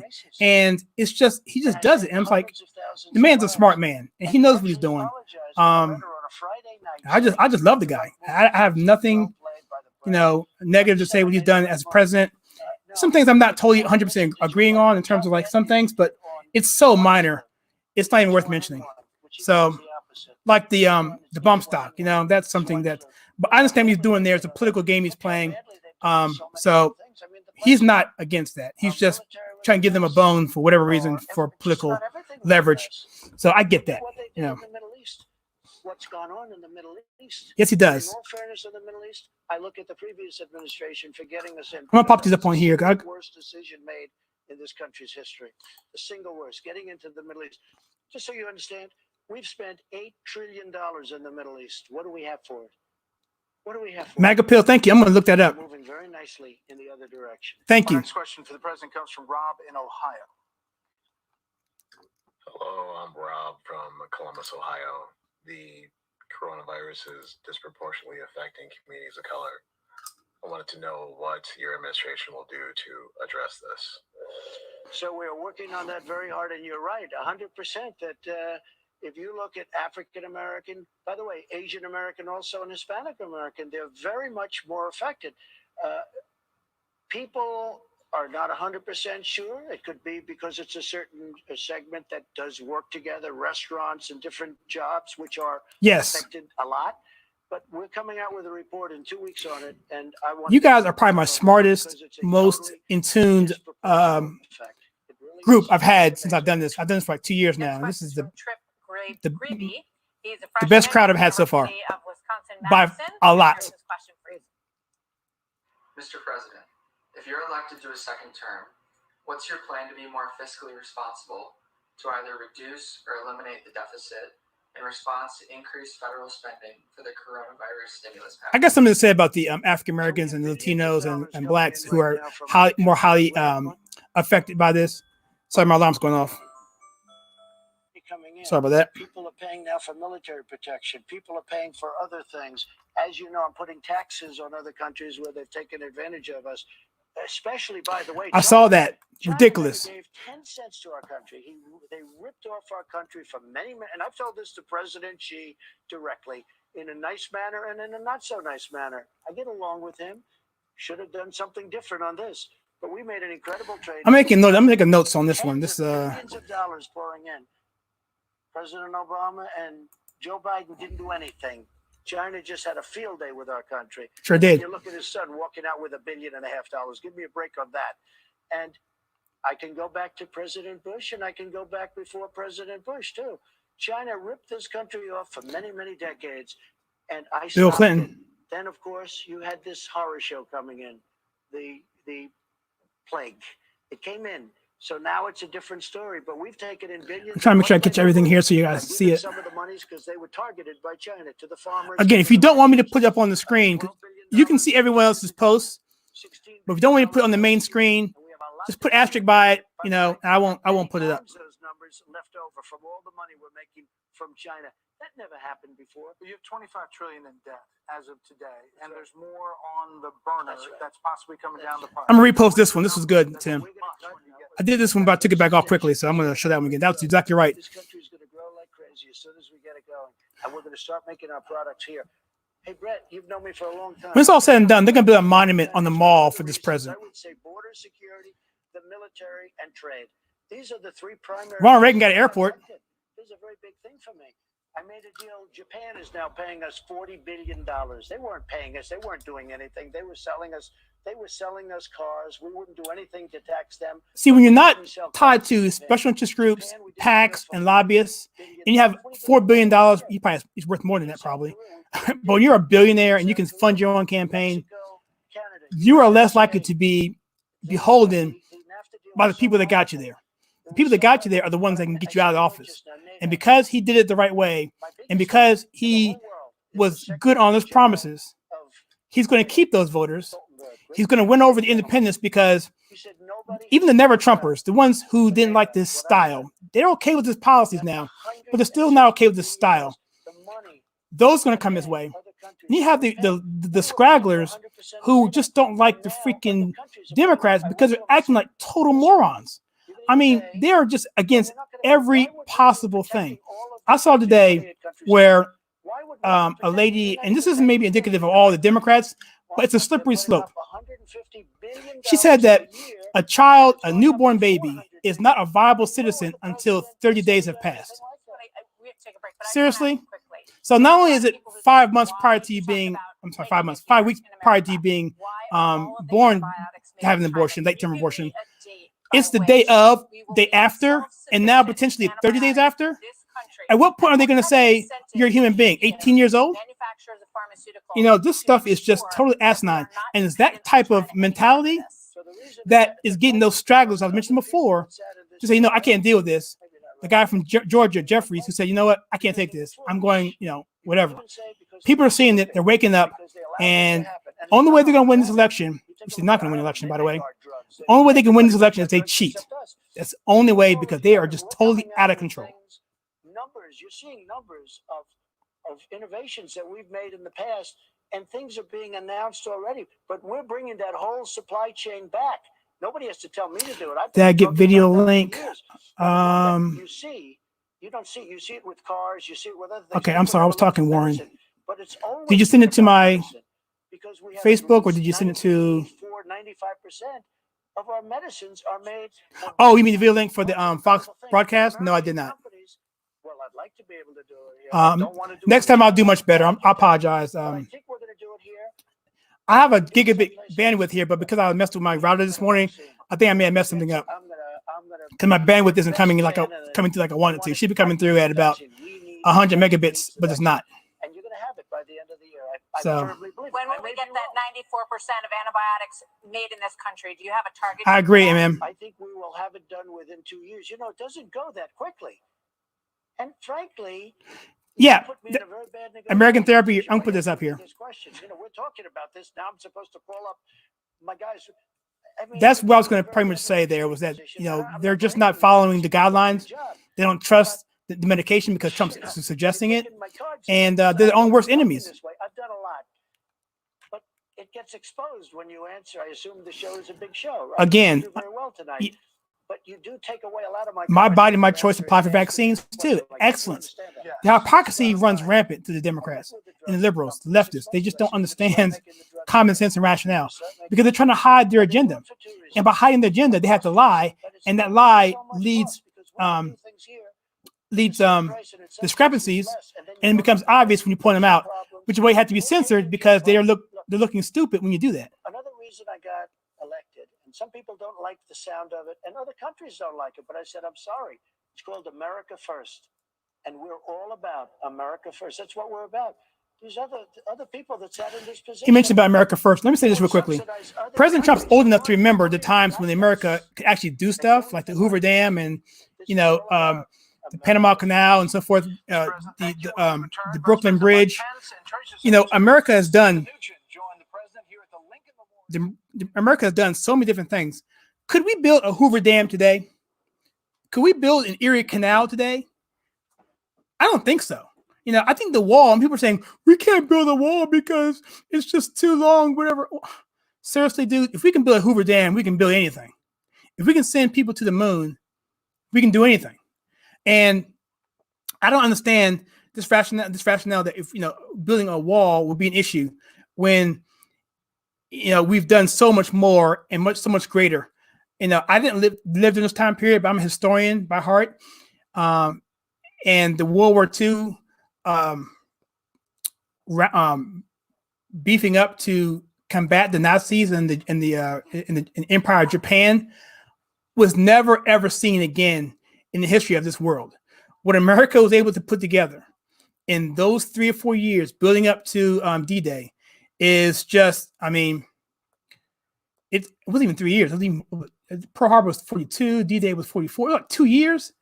I mean, they were building like, you know, I don't have the stats in front of me, but it was a lot in terms of everyone was all in, you know, sacrificing resources in their homes to make that thing happen.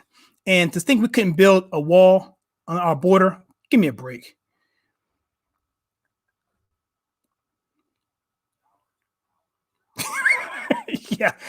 Yeah, just so. Oh, gosh, you guys make me mad now, man. Now you're reminding me of everything that happened this past week. Yep, you might heard of turtle or a frog if you build those impact statements, those environmental impact statements that you have to have. If you don't have to eat those statements, then you might hurt a snail, you know. Let me see. Yep, Trump is a builder. I absolutely agree. Oh, they really? Okay, that's cool, Tim. I didn't realize that. That's going to be interesting because the Democrats kind of ran on that, sort of, maybe a little bit in 2018, a little bit. It was more healthcare, but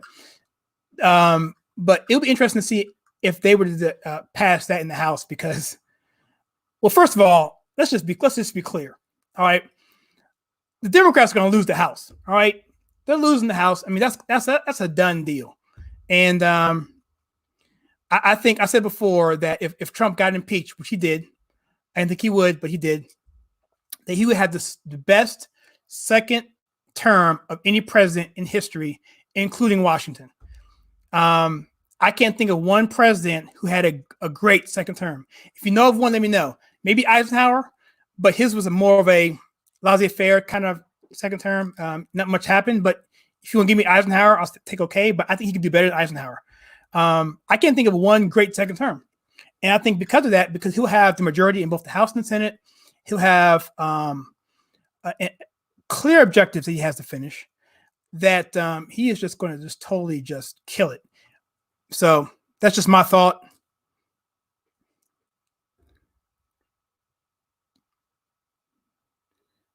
Let's see. That's true. If the left didn't have double standards, they wouldn't have any standards. That is true.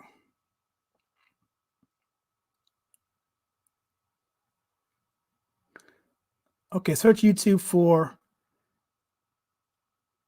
Okay, I'll put it up here so I'll see it. Because I'll go through this again and I'll look through it so I'll see the notes and I'll make sure and make a note of it. That way I have to take. Yeah, I saw that, Skylar. Actually, I saw something about that. There's a thought that Tesla, that's a long rabbit to trace. Tesla is a long rabbit hole to trace, but I saw that. That would be really, really cool because Tesla was actually a genius. When he died, he left like patents to his grave that were never, ever figured out. And one of that was the free energy. Because he and Edison had different opposing views on how that should work. And Edison won out. Over the Lincoln Memorial here in Washington, D.C. Welcome to all of you. Great to have you here. Let's go to our next questioner, Kylie Patterson from Baltimore. She is the Director of Economic Inclusion at Johns Hopkins University. President Trump, in the face of the COVID-19 pandemic, millions of Americans have lost their jobs. How will you respond to the joblessness while also ensuring that our infrastructure is better than ever? Have you considered investing in infrastructure in our highways, our railways, our airports, and bridges as a way to create jobs for America? Oh my gosh, this is making. Mr. President, that's to you, but you can obviously phone a friend here if you'd like to. And I'd love to have both speak about it, but infrastructure. The mainstream media isn't telling them anything about anything. That's something we actually do. Trump's been talking about infrastructure for the past 4 years. On both sides, a very strong one, because it's going to really put people to work. But infrastructure is so important. Our country, our roads are, they're going to hell. We can't get infrastructure approved. Now we have a period of time when we can get infrastructure. Oh man, Trump is the man. I'm sorry, man. Trump is the man. I'm sorry. In addition, as you know, they want bailouts for the states, the Democrats, and really it's a number of states that frankly have not been managed well by Democrats over a long period of time. I agree, Tim. So we have to be very careful about that. Very careful. But we will be doing Thank you, MM. And I told Steve just today, we're not doing anything. I did too, Skylar. Payroll tax cut. That is so important to the success of our country and to the following year, because I think that the following year has a chance to be one of our best years. Do you all believe that that is how you stimulate demand? Is that payroll tax cut? I mean, where do you look at that in the big picture? Well, the president's been very clear on that, and he's spoken about. You know what, Pence, man, people give Pence a hard time, but Pence is cool, man. He's a cool dude. To that viewer, that he's just like the immediate way we deal with joblessness is by opening up America again. The guidelines that the president produced, that now we see some 41 states produced plans for a phased, responsible reopening of our economy. It's going to create jobs in the immediate. And that's just a question. This isn't on topic. This is not coronavirus related, but I'm just curious your guys' opinion. Who do you think after Trump wins in 2020, which he will, in a landslide? Where we are today. My thought is Trump needs to coattail another person that's going to be a MAGA person. Reagan couldn't do it. And if we continue to practice that social distancing, Teddy Roosevelt tried to do it, but he couldn't because I think Taft just wasn't his cup of tea, and he actually ran against him, and we got Woodrow Wilson because of it. But Trump needs to have a MAGA person to coattail because H.W. Bush didn't do it for Reagan. It kind of led us down a bad trail. Who do you think? Number one, do you think Pence will run? And if he does run, is he that person? Or if not, who would the person be, or who should the person be to take the coattails from Trump? If they didn't get the PPP loan, What are you looking I think at so. for the next? I think he's probably the shoe-in odds-on favorite. I would say. Next thing, let me just emphasize what we've done. And the president was very clear, keeping Americans at work, putting them because we're going to need at least 12 years of Trumpism, maybe 16 years to fix everything. You know, he'll get us close 8 and 8 years. We're going to need another 4 years, another 4 more years after that. What's going to happen is we're going to have like a 9-2 Supreme Court, which would be awesome. Is that right? 9-2 or is it 7-2? It's 11 on the Supreme Court, 9, whatever. 2 Democrats and the rest Republicans, because I think Kennedy and I believe Ginsburg are the 2 most likely to come off. I think Clarence Thomas will probably come off. We can replace him with someone younger. So yeah, that would be nice if we can get some replacement conservatives and get rid of the 2 aging liberals. American workers and to stimulate the economy going forward. Yeah, I'm not sure about Pence either. I want to like him, but I'm just not sure if he's going to be what we need. You know what I mean? I think Pence was a good person in terms of what we needed for to balance the ticket. But in terms, I'm sorry, guys, my alarm's going off. Sorry. South Carolina, Georgia, Oregon, and Tennessee. And here is Phil's question. So anyway, so you know, I know Ted Cruz may be a possibility. What are your thoughts on Ted Cruz? For my operations. Lifting these tariffs would help us speed the recovery for many of us by allowing those funds to be used to hire workers, Nikki Haley, and equipment, and recoup some of the cash we've spent to weather the current economic situation. Would you consider permanently or even temporarily reducing or eliminating those tariffs? So, Phil, we're looking at different things, but you have to remember, I've taken those tariffs and given a lot of them to the farmers. He's probably just holding back. He's like undercover, right? Yeah.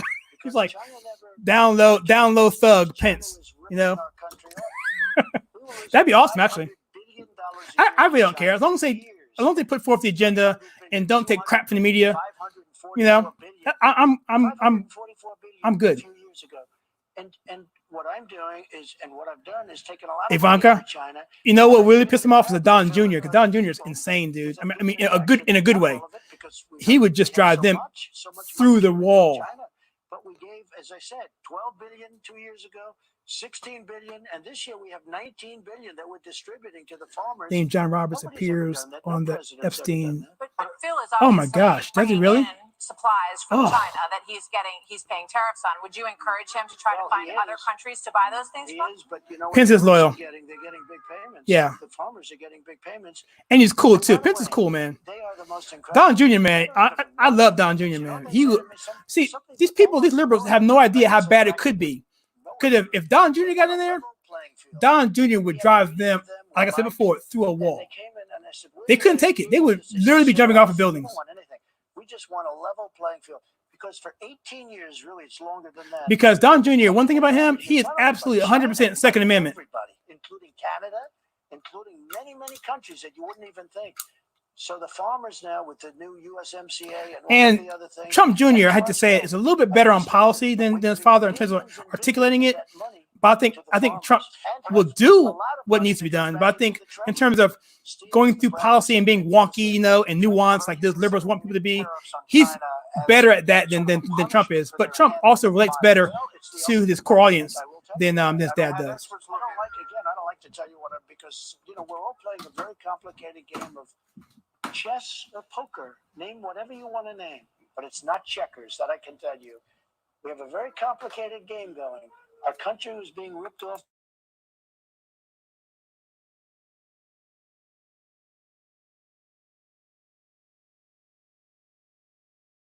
We have done so well. We have taken in so much.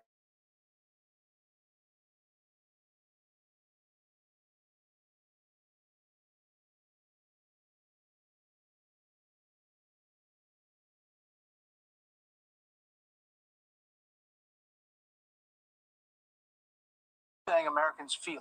Experts said just your mention of that helped drive the markets down Thursday and Friday. But I'm just wondering if you're really seriously thinking. Yeah, I feel on that, man, by Don Jr. That's why I didn't mention him up front. But he would be funny though. President Xi only made the deal with us. They're going to buy 250 billion. Now we're going to have to see what's going on because of what happened. This was done, months before the virus. But we're getting They buy $250 billion worth of our product. $250 billion. They didn't buy 2 cents. They didn't want to buy from us.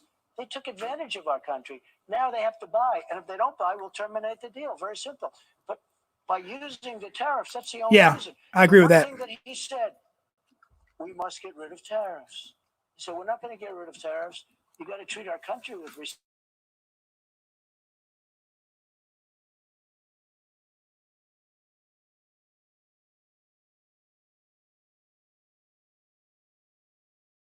Organization has been a disaster. Everything they said was wrong, and they're China-centric. All they do is they agree with China, whatever China wants to do. So our country, perhaps foolishly in retrospect, has been paying $450 million a year to the World Health Organization. And China's... I don't have a problem with Ivanka at all. I mean, I think she would definitely get the independent vote, and she would get the Trump vote because of her last name. So it'd be interesting with Ivanka. The thing about Ivanka is that she worked with her father at a really early age on construction sites, and she knows that stuff at a really, really high level. And so, yeah, they couldn't attack her on that silver spoon kind of thing, because she worked her butt off in the very beginning. About this coronavirus. If it's so, how should the global community respond?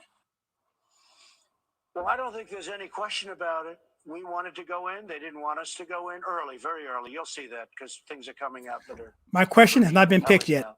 I'm not happy. So I don't think there's any question. Don't forget, China tried to blame it first on some of our soldiers. That turned out to not go too far. And I really got very upset with that. That was not right. And then they tried to blame it on Europe. I said, how did Europe get involved all of a sudden? You know, Italy suffered probably more than anybody per capita, but Italy, Spain, France now is on an additional lockdown. They've got tremendous problems. All of Europe, it's been a disaster. And, you know, when I put a ban on, those people went, for the most part, not here. And I'm not... Here's the other thing that I have a problem with about this whole thing with China is the fact that the Hong Kong protests were about to break the back of China, or at least cause action. They even delayed the decision for the extradition, I believe, for the murder victim or murder suspect, and that was a big step. There wasn't a final resolution to it, but it was the fact that they backed down, and they were on their way to making something happen there. And of course, this broke out, and so this whole thing about coronavirus was really convenient. I mean, really convenient. China's been expanding in the South China Sea. They've, you know, ever since we had that situation with the aircraft carrier where we had to pull people off because of the infection. Some people are saying that America was looking weak there, and then China was trying to take advantage of that and being more aggression. And so there's a lot of things going on that I'm not quite fully versed in yet. But I think the whole thing with the coronavirus was just too convenient for them. President Trump was hammering them with tariffs. They were at the point of pretty much breaking. And all this happens. And I just, you know, it's more to it than what's going on, or at least, at the very least, it's very, very convenient. But you could fly out of Wuhan and you exactly. And they try to spin it. But you couldn't go to Beijing. I did. I sent a question in the Fox. I will. I won't do it now because it'll be jumpy, but I will put it up on my. I guess I put it on Facebook. I guess, or I'll put it somewhere. It's just 30 seconds, basically dealing with shadow banning people like myself who post videos about the pandemic and get blocked, banned, and probably face checked. And what is the administration doing to, you know, protect First Amendment rights to that end? So it was pretty quick. And by the way, they paid for that tax. It wasn't our people. They paid for that tax. They devalued their currency. But here's the thing. They allowed this to go into our country. They allowed it to go into other countries. Does it change how you feel really? About President Xi? Does it change your relationship with him? Look, I finished a trade deal that everybody said would be impossible. Okay, well, did you realize that, Tim, that I think a week and a half ago, where they were actually going into Hong Kong and arresting the leaders of the protests, and they were putting it under the onus of the coronavirus, whatever, but they were actually, the people who led the protests, the leaders, have been rounded up and put in jail in China. this virus should not have spread all over the world. They should have put it out. 8,000 infections. Exactly. People in other countries go in and put it out. Well, they backed off on that a little bit. Because people knew it was happening. We have another question about the situation getting people back to work in the U.S. Air travel, 95% down from a year ago, according to the TSA. Our next question coming from an aircraft technician in Texas. Did you notice that pandemic? You probably heard this before. I didn't make this up. Pandemic is actually dim, surrounded by panic. Safety of our passengers. And Mr. President, what advice would you give future presidents to prevent this from happening? I got that from my friend Woody with I'm drawing a blank on this podcast name. But your airline was probably Sweating Bullets podcast. Sweating Bullets. Okay. Yeah, Woody from Sweating Bullets podcast came up with that who else is better than these people? meme that I saw. And by the way, they're working for a very tiny fee because I said, I don't want to pay them a lot of money for doing this. We're giving them money to save the airlines. I'm not looking to make them rich. They're rich enough. So I said, we're going to get the best people, pay them some cost, but pay them very little. I hope you kept doing that, Steve, right? I did, Mr. President. I hope. I'm going to check you. Anyway, but we have the smartest people. We saved the airlines. We saved the airlines with 50, 25, and $25 billion. So it's $50 billion, which is a very small price to pay. That we're having the best year ever. As far as your question of the future, we have to bring our product back home. We have to make our product in this country. We can't be hostage, because that's what we are. We can't be hostage to other countries, China in particular, but also to other countries. We can't ever let that happen again. Mr. Vice President, there is that balance. You know, people are afraid to get on. Oh wow, you saw the videos, Tim. I didn't see videos. I just saw the article. Back to work or dealing with that fear. Well, the president brought the airlines in very early on, and we want to commend all of our great airlines for continuing. Help me out. What's JD? What's that? I'm drawing a blank. I don't know what that is. Travel. But to your point, Brett, 95% reduction in the number of passengers. And it's one of the reasons why we're providing financial assistance to those airlines. And I just say to that hardworking American that we're going to bring it back.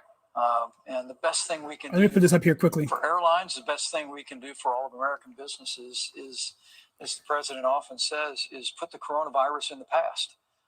And the good news is that we're doing that. The thing with Italy, there's some connection with Italy and Wuhan.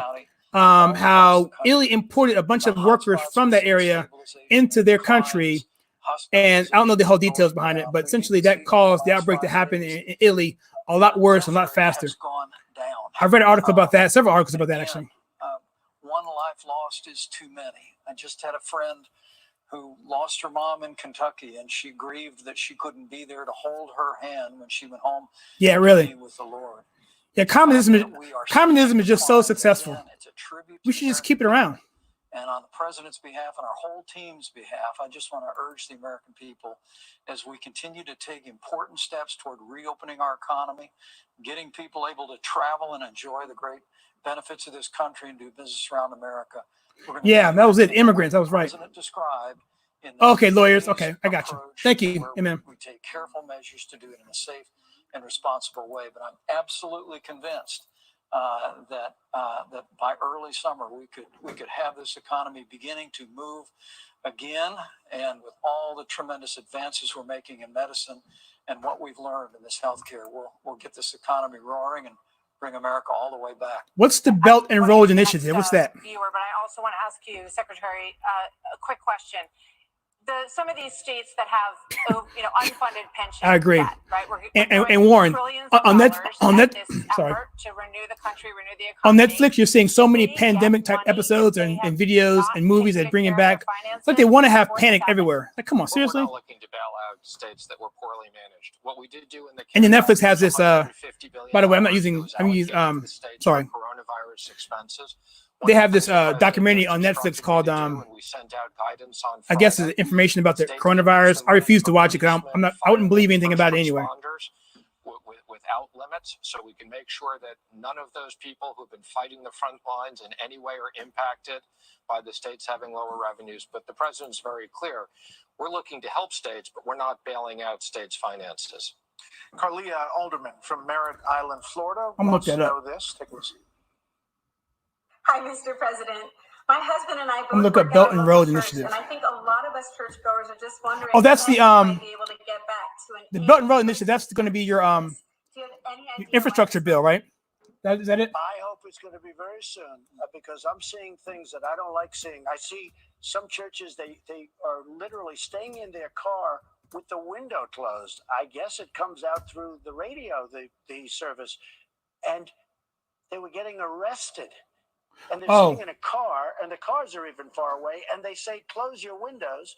So it has to come in electronically. Oh, okay. And saying, why can't they do that? It's the Belt and Road Initiative. It's a global development strategy adopted by the Chinese government in 2013, involving infrastructure development and investments in nearly 70 countries and international organizations in Asia, places, not in all places, Europe, and Africa. Most places they really sympathize, but I do. And I've been listening to services over the last 4 or 5 weeks. Some very, very good people. And everybody knows who I've been listening to. And we go different person.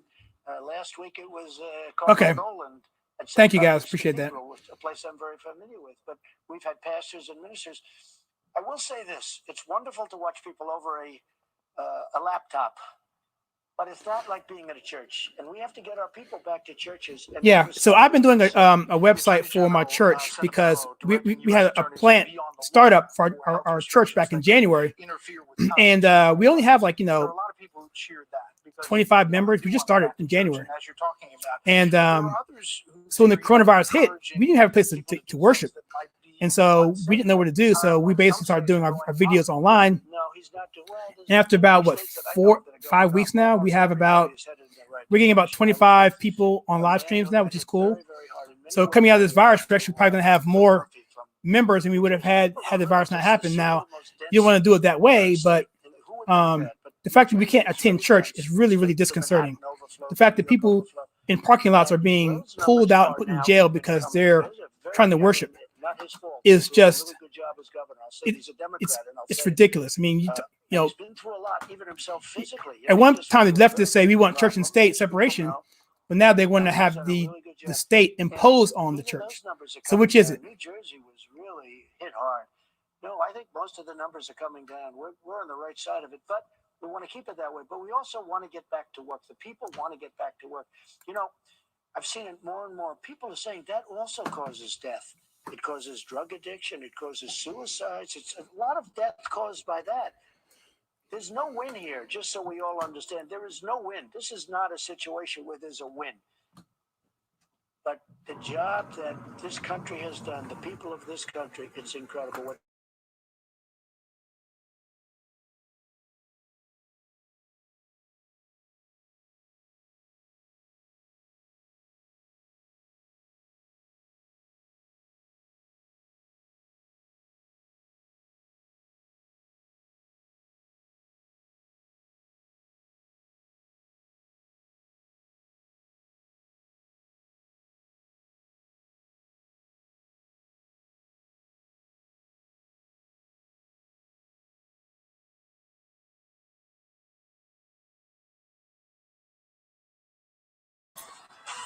Yeah, get some background noise upstairs. I want to make sure you guys can hear all that stuff.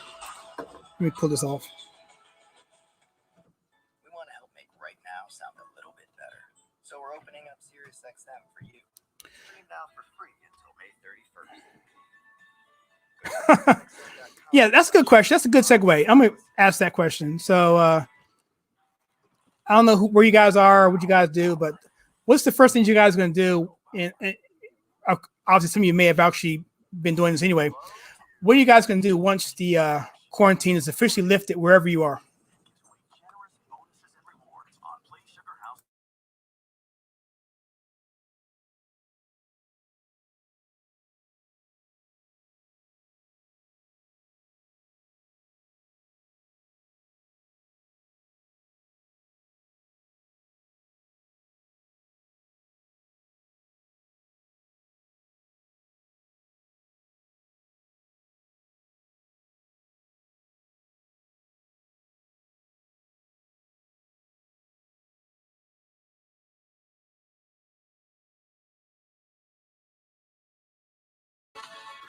See, that's the advantage of having a bald head. You know, when my hair started falling out about 13 years ago. I just shaved it off, and I said, you know what? It's not a fun thing for a man to have this hair fall out. So I've been shaving my hair for the past 13 years. But now with this coronavirus being locked in the house, whatever, can't go anywhere. I'm good now. I can get a fresh cut whenever I want it. So, yeah, I feel bad for those people who have to have, really stylish hair. I mean, my wife actually, she gets her hair, done and tainted and stuff and dyed and stuff, and she can't do that, or at least we try and do it at home, but it's not the same thing. Obviously professionals would be much better at it than I can do it. So drive around. Yeah. It was funny for a while. I didn't even drive around for much. I actually went around and actually got in the car. I almost forgot how to drive a little bit. It's like forgot, not really forgot, but had to familiarize myself of where things were.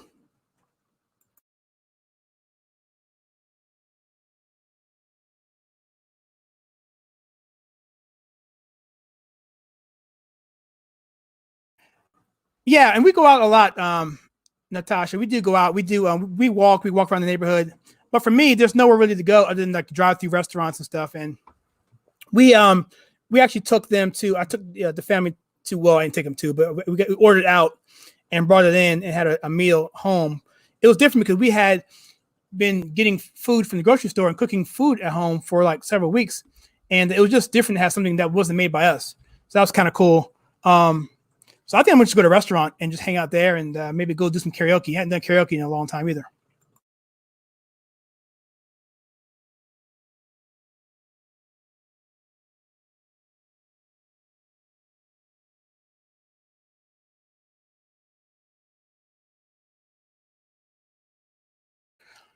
So Natasha, what states are nearby you? Welcome back, everybody. Virtual town hall live here at the Lincoln Memorial in Washington, D.C. President Trump, Vice President Pence, and Treasury Secretary Steve Mnuchin are with us this evening, and we're going to do a lightning round of questions, some short answers and some short questions as well. But I want to start with you, President Trump. We're 6 months away from the election today, a different world than when we were all together in Scranton. What kind of GDP, what kind of employment number do you think you're going to need to get the support of the American people in November? Our country was sailing. I would tell people, I would say, oh, that's right. You told me that. Continue. We were doing the greatest economy in history of any country, blowing away everybody, including China. And then we had to close it. And my ambition is very quickly. Natasha, also something on Massachusetts. It was a documentary on Netflix. It was about very quickly. Not if a Democrat comes in and raises taxes. They want to raise everybody's taxes. We're doing the opposite. It'll come to me. Payroll tax cut is very important for getting people back to work.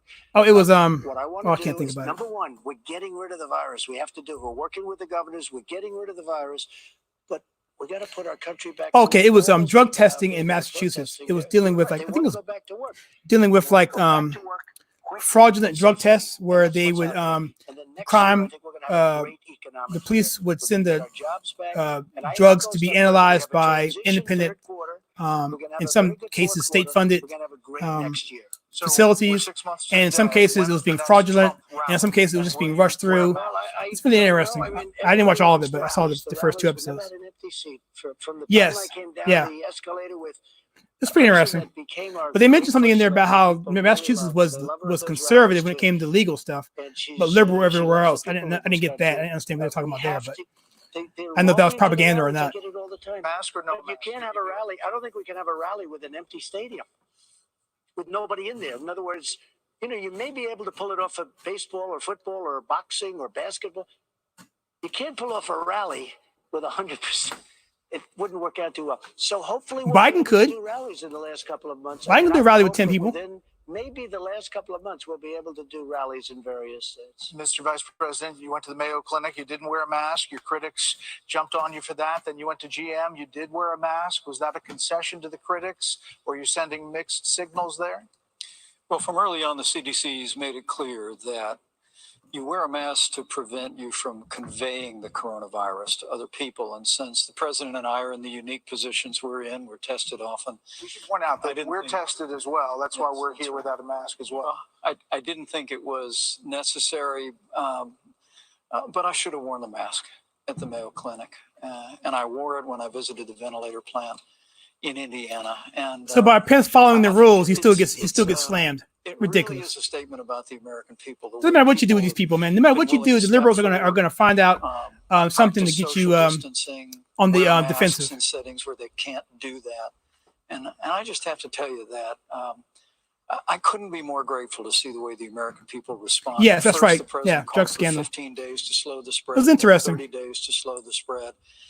And this was a great hardship on families and on businesses, large and small. But the American Yeah, I people feel for you, did Natasha. I grew up in Maryland, D.C. immense area, difference. I believe and it saved I'm with you on thousands of that. lives. And as we go forward, as we continue to practice those principles, all of us together, I know we'll get through this. So you were asked to speak at the West Point graduation. There's been some pushback on that. Tammy Duckworth, a veteran, said it would be reckless. A Democrat. So are you going to do it? I'll And do you that. think I it's would do worth that the on American risk Therapy. for those families and cadets? There's no risk. Are you ready? They wanted me to speak. I didn't want to speak. I love West Point. I grew up near my school, and where I went to high school was right near West Point, New York Military Academy. So it was a mini West Point, very mini. But West Point's this incredible thing, incredible place. I love it. I know it well because I spent a lot of time at West Point.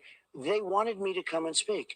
Then they changed the date. I believe it's June 13th, and it's my honor to speak. But I didn't want to necessarily do it. What they're doing is they're coming back a little bit early.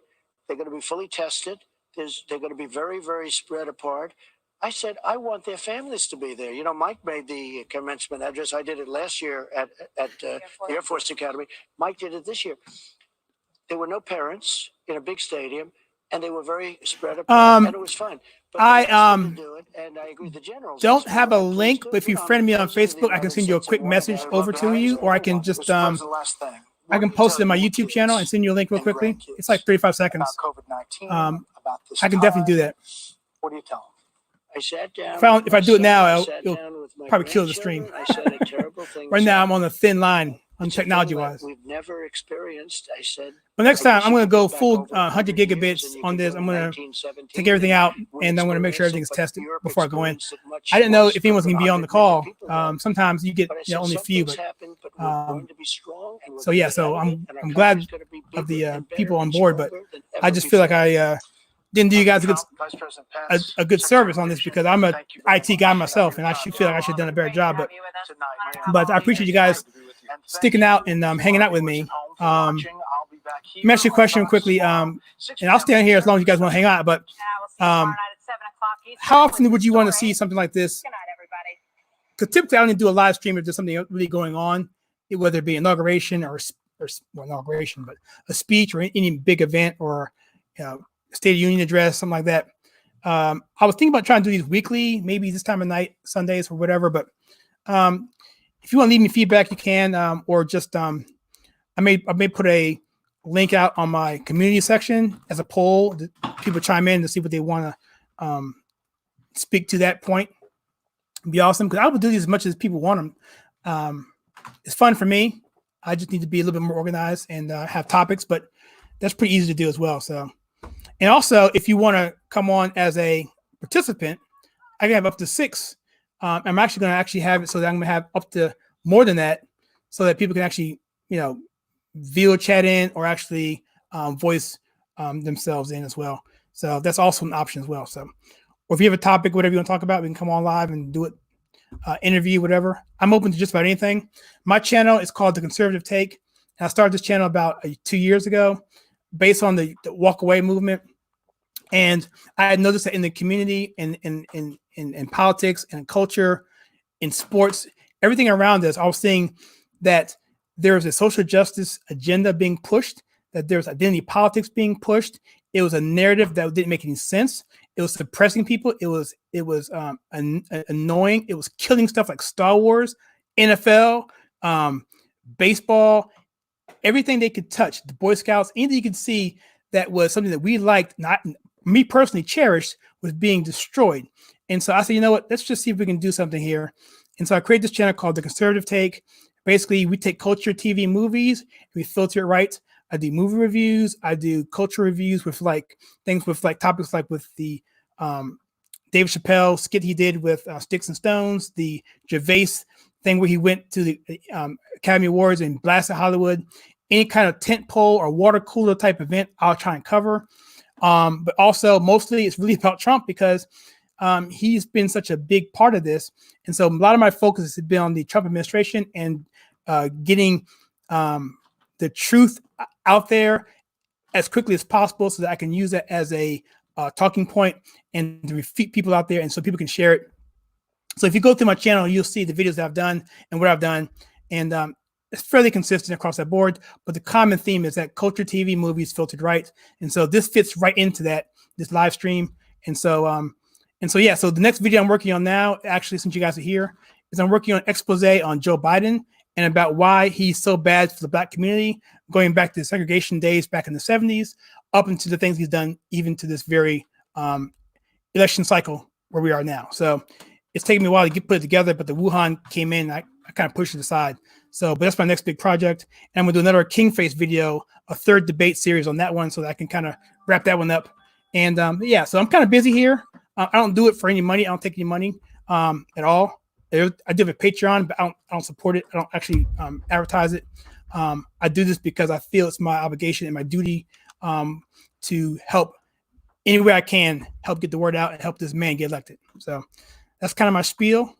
And so I thank you guys so much for coming out. I really appreciate it. I had a lot of fun.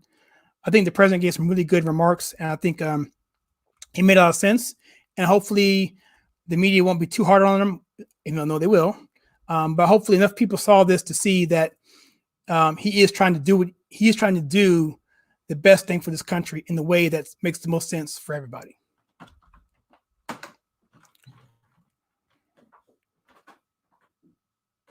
Biden is bad for everybody, for real. Thank you, Warren, for subscribing. Who's going to be Biden's running mate?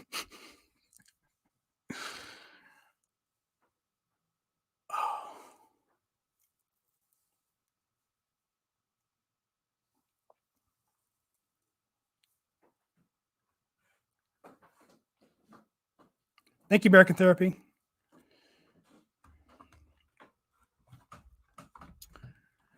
And yeah, I would love to do this again with the same group, but I don't know how to. I really don't know how to, pull everybody together. But if you friend me on Facebook, that's one good way. That would definitely do it. But to get to me, I'm kind of hidden. You have to go to my website, kylesuggs.com. And then from there, click that link there. It'll take you to my website. I think that's how it works. Is that how it works? Make sure of that.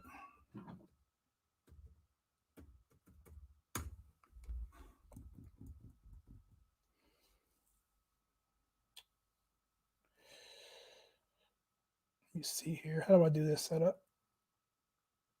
Yeah, it looks like I got YouTube. I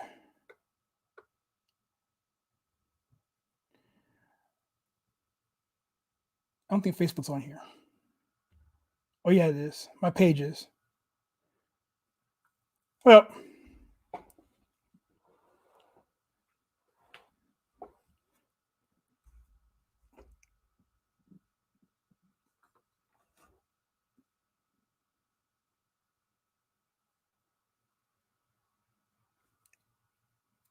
I'm down with that. You're welcome, Tim. Yeah, so okay, I'll put my website here again one more time. Come up. And I think with that, guys, I think I'll probably let you guys go. My wife just came in, and I got help with the son, get him down. But this will be up. What's up now, actually? And so yeah, look for the videos. The live stream for the coronavirus pet peeves we had that I did on Friday. I'll put that up tonight, and I'm going to prep that Biden video hopefully this week and get it in this week, and maybe do another live stream maybe next Sunday. We'll try it next Sunday again if that works for everybody. So So with that, everyone, thank you so much for coming to the channel. Again, this is the Conservative Take. We take culture, TV, movies, and we filter right. This has been a live stream covering the coronavirus town hall on Fox News. Thank you for coming out, and I hope everyone has a wonderful, wonderful evening. And God bless everyone, and God bless America.